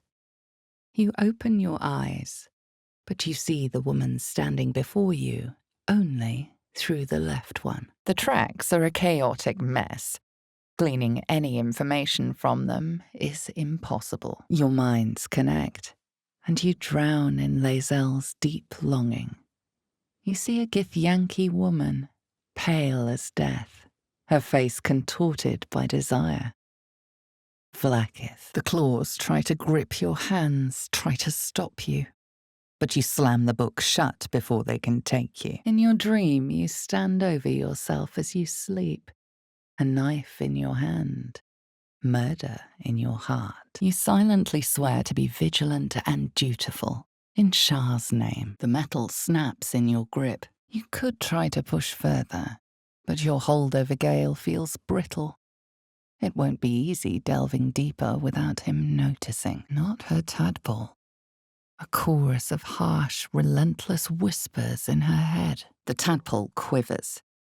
It seems to be burrowing deeper in your mind, feasting on... what? The word escapes you. The tadpole squirms in your mind. It seems sated. The spell's power wanes. You can ask no more questions. Your words flow to her, though you never speak them aloud. He grasps your mind and claws it open. Suddenly, you are one. And if the darkest one is Shah, Moonrise must be her celestial sister, Selûne. The tadpole jolts deep within your brain. This is it. A single word pervades your consciousness. Soon, 1,000 years of humanoid history, elves, dwarves, humans, and more, flash behind your eyes. Every symbol seems to burn your eyes. You can feel them searing into your mind, into your soul. There it is again. Anger. You could never defeat it. only suppress it. His fingers flex against his thigh, coiled with tension. Longing. You know the creatures he describes. Gnolls. The tome does not take kindly to your tampering. A feeling like pins and needles lingers under your skin, pricking and prodding. Ethel grits her teeth, struggling to speak. But the spell holds. She can't answer any more questions. It shivers and reveals its own home in reply. A humid cove filled with decaying myconid corpses. A strange miasma clings to her thoughts. Not the tadpole, but your interruption phases her. If the goblins didn't hear you before, they certainly do now. The corpse has nothing further to say to you. An ache grips your head. You see a flash, bronze hair, pale skin, and it is gone. The sky splits open, and nautiloids pour out of a void that consumes the stars. Compassion, and you note its delicate filaments. It had been merely a child. You think on the day, the sunshine, being alive, more or less. The tadpole writhes in ecstasy. Finally, the way is clear. It's coming. It's coming. She resists, her mind's teeth piercing your brain. Pain shoots through you. The tadpole jolts deep within your brain. This is it. A single word pervades your consciousness. Soon, suddenly, you're in her head, feeling what she feels. Confusion, frustration, resolve to make you one of them, of course. Isn't that what mind flayers always want? You look over the box. Strange, ornate, and precious. The tadpole writhes. Your mind suddenly reels as if bitten. You feel the quake of its heavy footsteps before you see it. An owlbear, its beaked face looming out of the darkness. The tadpole writhes in ecstasy. Finally, the way is clear. It's coming. It's coming. The pain fades. You stare at your hand, wondering what in Shah's name that was. Your heart skips a beat. What treasures might this night bestow? The tadpole writhes in ecstasy. Finally, the way is clear. It's coming. It is coming. Shadowheart's attention is consumed by a strange box that she turns over in her hands. Despite its sorry state, you can tell that the rodent clearly is not Boo. The tadpole writhes. Your mind suddenly reels as if bitten. Its host will feast on gnoll flesh to control the hunger, to keep her teeth from your throat. The presence within sobs. The hag is gone.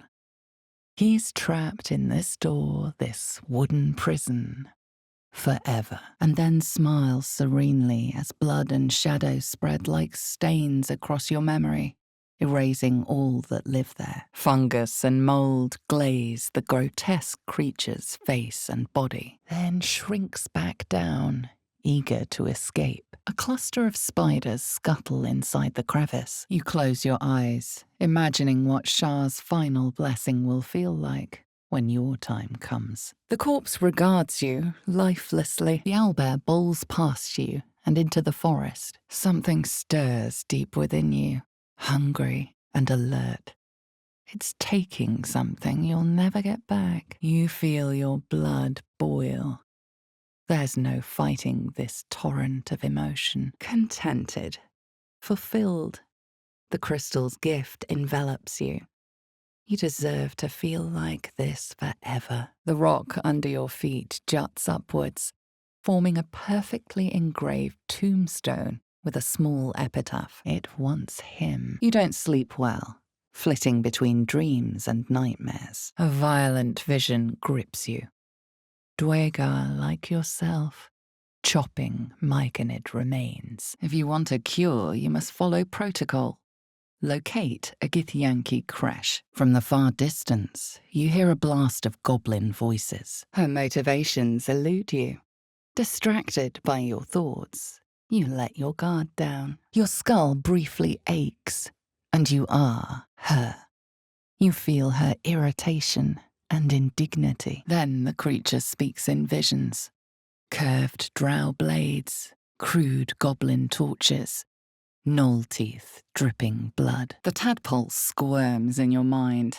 It seems sated. Wheezing, the sheep backs away. You realize the tiefling's body has been torn open by huge hands. He is suspicious, confused by the question that fell from his lips.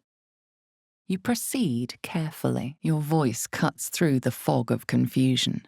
You can see the creature's hold on them wavering. The goblin's nostrils flare as if trying to judge you through smell alone. You try to hold the memory, but it fades to the worm, the light, the fear. Life flickers in his eyes, but he seems totally unaware of his surroundings. Ragslin pierces your mind, prodding for truth. The tadpole squirms with glee.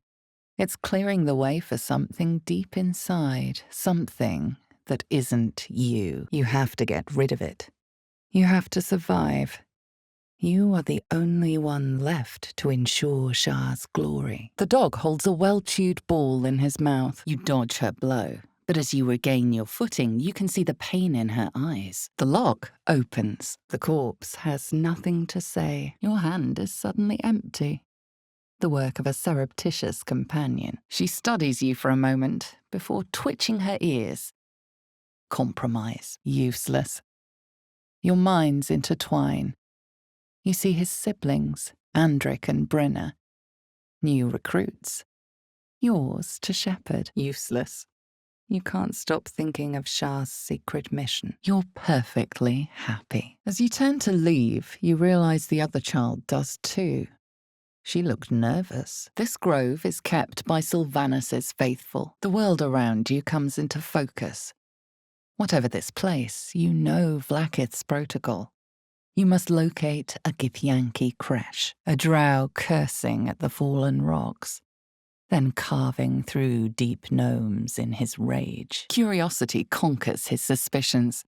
You suck in a breath of relief. The sovereign's thick fingers stroke the corpse at its feet. A droning melody greets you as the creature turns its gaze to you. This also misses. You blink, and the wilderness changes. A swamp, stinking and insidious, assaults your senses. Your chest fills with yearning. You want to get closer. You need to get closer. His fist grips an axe. On his gnarled grey skin, you see the Absolute's brand. He begins to move his hand in a quick flurry of gestures. Your heart seizes. Under questioning, the creature might recognize you as its killer. The world around you is gone. You can only see those glyphs, only hear those voices. Fragrant spores waft through the air.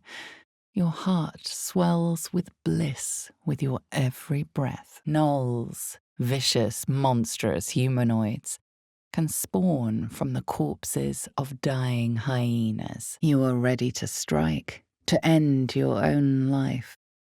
But then a shock runs through your mind. This is no dream. Your flesh shivers as your parasites resonate.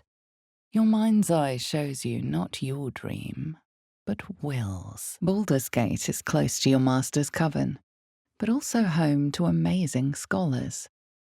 Still, that's a problem for the morning. You see an image, curved drow blades, crude goblin torches, gnoll teeth dripping blood. A dazed woman is trapped inside the pod. She doesn't notice you. The spell's power wanes. You can ask no more questions. A bloodthirsty screech erupts from the owlbear's throat. You struggle to cling to scraps of what you know. Powerful necromancy, you're sure. But it darts away, leaving only hell's screams. The mural depicts a ritual, but you do not recognize the deity involved. As you dig, you slowly expose the skeletal remains of a large dog, wearing a chunky leather collar. A calm night is a mercy, yet your eyes refuse to stay closed. The spiders scatter, but your hand comes up empty. Was the bag a trick of the light? The cub hisses. You might have hooted a threat. The drum lies before you. It wants her. The owlbear stares, but doesn't move to attack. The way out seems clear. The vision in your mind is simple. A stone altar to Lolth, the knife upon it bloody with sacrifice. You push back, taking advantage of a tremor of pain that cuts through the creature. Her mind enters yours, a splinter of ice piercing your memories. The cub cocks its head slightly, his expectations inscrutable. Your skull tightens and your blood goes hot. Colours and shadows race past your mind's eye. For a moment, you thought you'd seen something shining on one of the corpses. Suddenly, it's vanished. His hide twitches, every muscle primed to bolt. He's terrified. Just yesterday, you were seducing a young noble, luring him to your master's lair. A diminutive creature sporting a red hat glares at you. He seems unaware that his illusion has failed. You find the edges of a concealed entrance. That wasn't the right note. You'll have to start anew. The tadpole squirms with glee. It is clearing the way for something deep inside, something that isn't you. Oblivious to your presence, the cub continues to gorge himself on his dead mother. The tadpole quivers. It seems to be burrowing deeper in your mind, feasting on what? The word escapes you. Your words flow to her, though you never speak them aloud. The spiders scatter, and you stash the bag. Something clinks among the coins. You should be whipped, made to bow before this creature in shame. Mystery meat, tough as boar hide. Only the sharpest teeth could pierce it. It's inside of you, a mighty darkness radiating from your chest. You watch her flick through the book, her face tensing as she goes. The tadpole writhes in ecstasy. Finally, the way is clear. It is coming. It is coming. The blank look, the flat voice. He's holding something back. Then, visions. Dwegar like yourself, chopping fungal tendrils with their axes. You cannot prod it, but you can make it clear that you are watching. What is there to fear when it is the one stuck inside you? Terror, confusion, fear. Why do you search for that which pains you? Joy caresses you from all sides, beckoning you to relax. You so deserve it. She flinches as layers of her psyche peel back, revealing the scars of a life spent anticipating a knife in the back. The tadpole writhes. Your mind suddenly reels as if bitten. You see dark tunnels lit by noxious pools of brine. The darkness spreads through the earth. In the distance, the sound of laughter and music swells. The stone has been psionically imprinted with the emotion joy, perhaps an object of decoration, pleasure, or control. The Kithrak nods, content with Lae'zel's answer. Ragzlin frowns at a question he would never have asked. Your head is about to burst. The memory consumes your mind, corrupting the trance. The tadpole writhes. Your mind suddenly reels as if bitten. Entire pantheons have dwindled and been reborn, silently recorded by this book. The person they're digging from the rubble is the Illithid from the ship. Wounded, but still alive. Names and heights have been carved into the wood over the years. The last two read Maggie Terrans and Marcus Terrans. Twins, perhaps. You silently praise Shah for guiding whoever raised this Selûnite pit. As the trance stabilizes, your breath deepens. Be it cure or cage, something must be done about the tadpole. The book slams shut, but the glyphs remain. When you close your eyes, you still see them, still glowing in the darkness. Images overwhelm you. The Kithraki attacking the Nautiloid, warring demons and devils, the twitching Gake tadpole, Auntie Ethel's face creases with false concern. You realise she's lying about seeing this girl, Mayrina. The tadpole squirms with glee. It is clearing the way for something deep inside, something that isn't you. You have fulfilled her will, retrieved the relic for her. Everyone has perished but you. You will see those gates again. That promise sinks deep into your heart as your eyes drift shut. There's nothing but trouble inside those holes. You take comfort in your promise. You cannot raise the dead, but you can aid the living. You see the tadpole in the mind flayer's hand, not a parasite. Perfection. White heat seizes your mind. These butchers deserve no mercy. His mind remains closed to you. Ragslin's mind reels, then calms. He will speak as you command. The tadpole writhes. Your mind suddenly reels as if bitten. You recall a wild wood touched only by the Telquasir. The world around you breathes and blossoms. The corpse seems willing to speak, but not to its killer. Apparently satisfied, he beckons you with a squeak. Follow. The corpse seems willing to speak, but not to its killer. The spider hisses and attacks. The dog pants through a ball held firmly in his mouth. The door shudders, imagining its wooden frame cracking and splintering in a raging inferno, as precious as sleep and the night's oblivion. The tadpole squirms with glee. It's clearing the way for something deep inside, something that isn't you. The brain is stuck fast. The frog croaks loudly. Pleased, it bears engravings resembling Githyanki scripture. You try to wrench your head back, but you can't. Your jaw refuses to obey. The sovereign's song halts as it measures your worth. Your nostrils fill with the rank smell of death. The hyena has feasted. But looking into her eyes, you know it wasn't enough. She's still hungry. Your heart seizes. What if the creature notes your presence at the crash site? Alas, all you see is empty space. The mirror reflects nothing. He nods, then reaches for a concealed hatch. Ease enters through your hands, melting through you like sleep.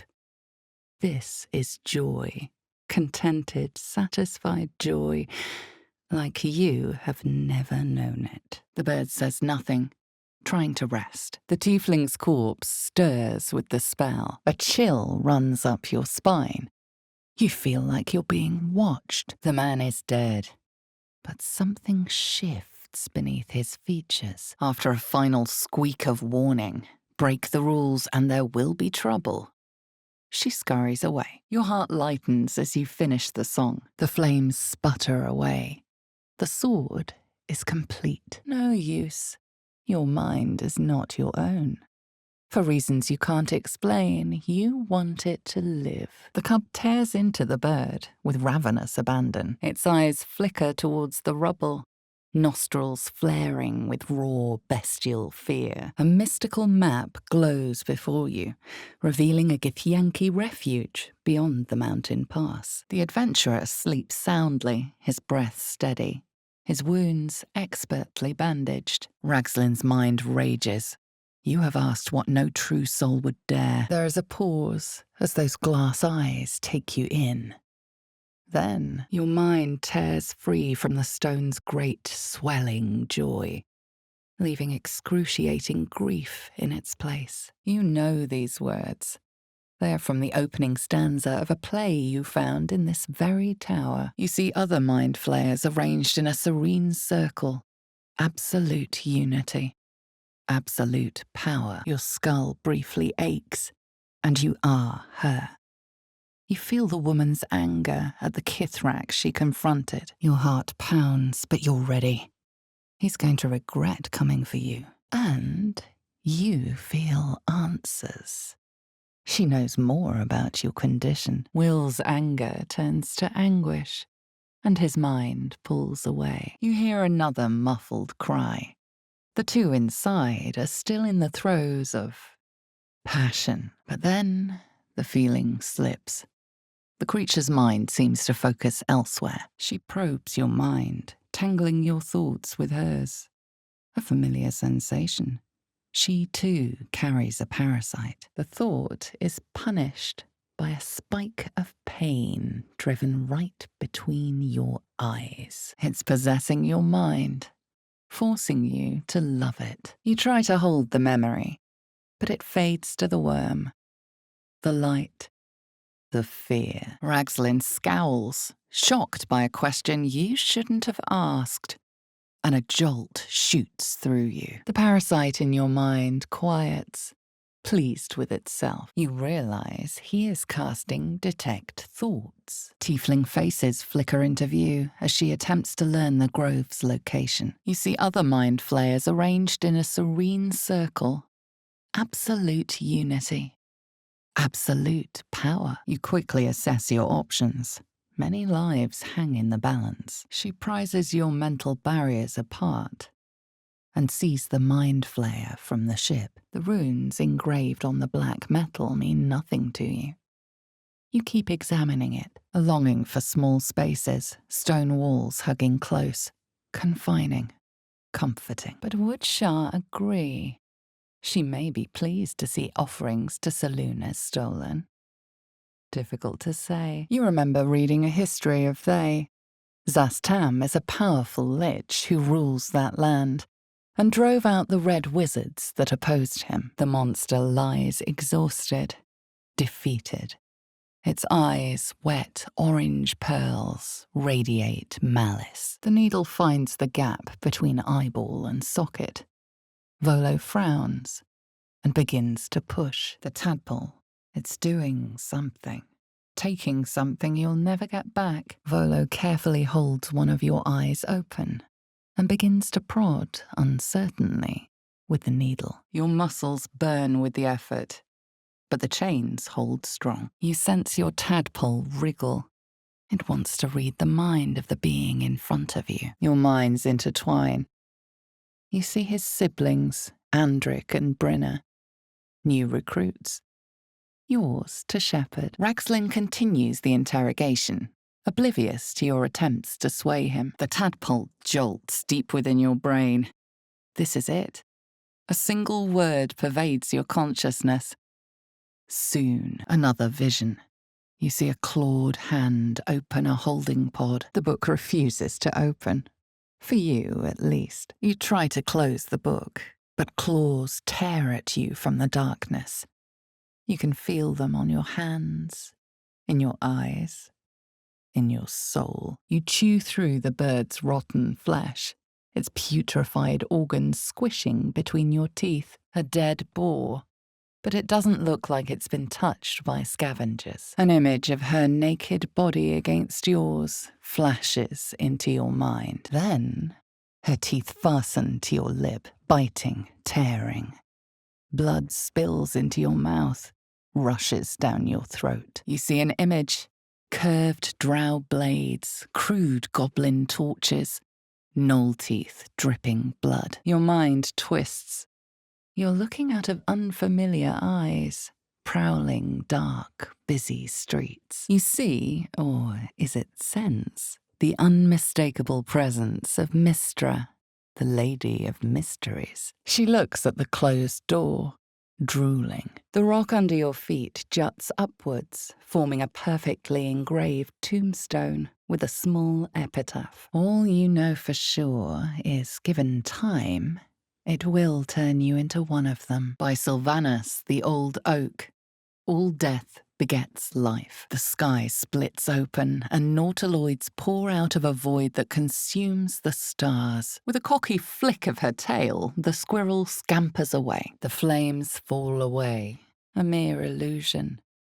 You sit in the dark again, beside Loth's majesty. Inside you, an atrocity is growing, feeding on you, becoming you. The poison burns your throat, but the goblins follow your lead. The poison burns your throat, but the goblin relaxes. You lift the child's gold pouch as he stumbles deeper into the water. oblivious. You look down to your clenched fist, then back to where the woman had stood. Though she is a woman no longer. Telepathic mushroom creatures, myconids, inhabit the Underdark. You must be nearing a myconid colony. He relaxes, an appreciative squeak escaping his tiny mouth. The connection is broken, but Will's emotions linger. Doubt, anger, and elation, each in equal measure. You have to understand it, master it. Which means you need to find an expert. Your vision swims, but you fight through the pain.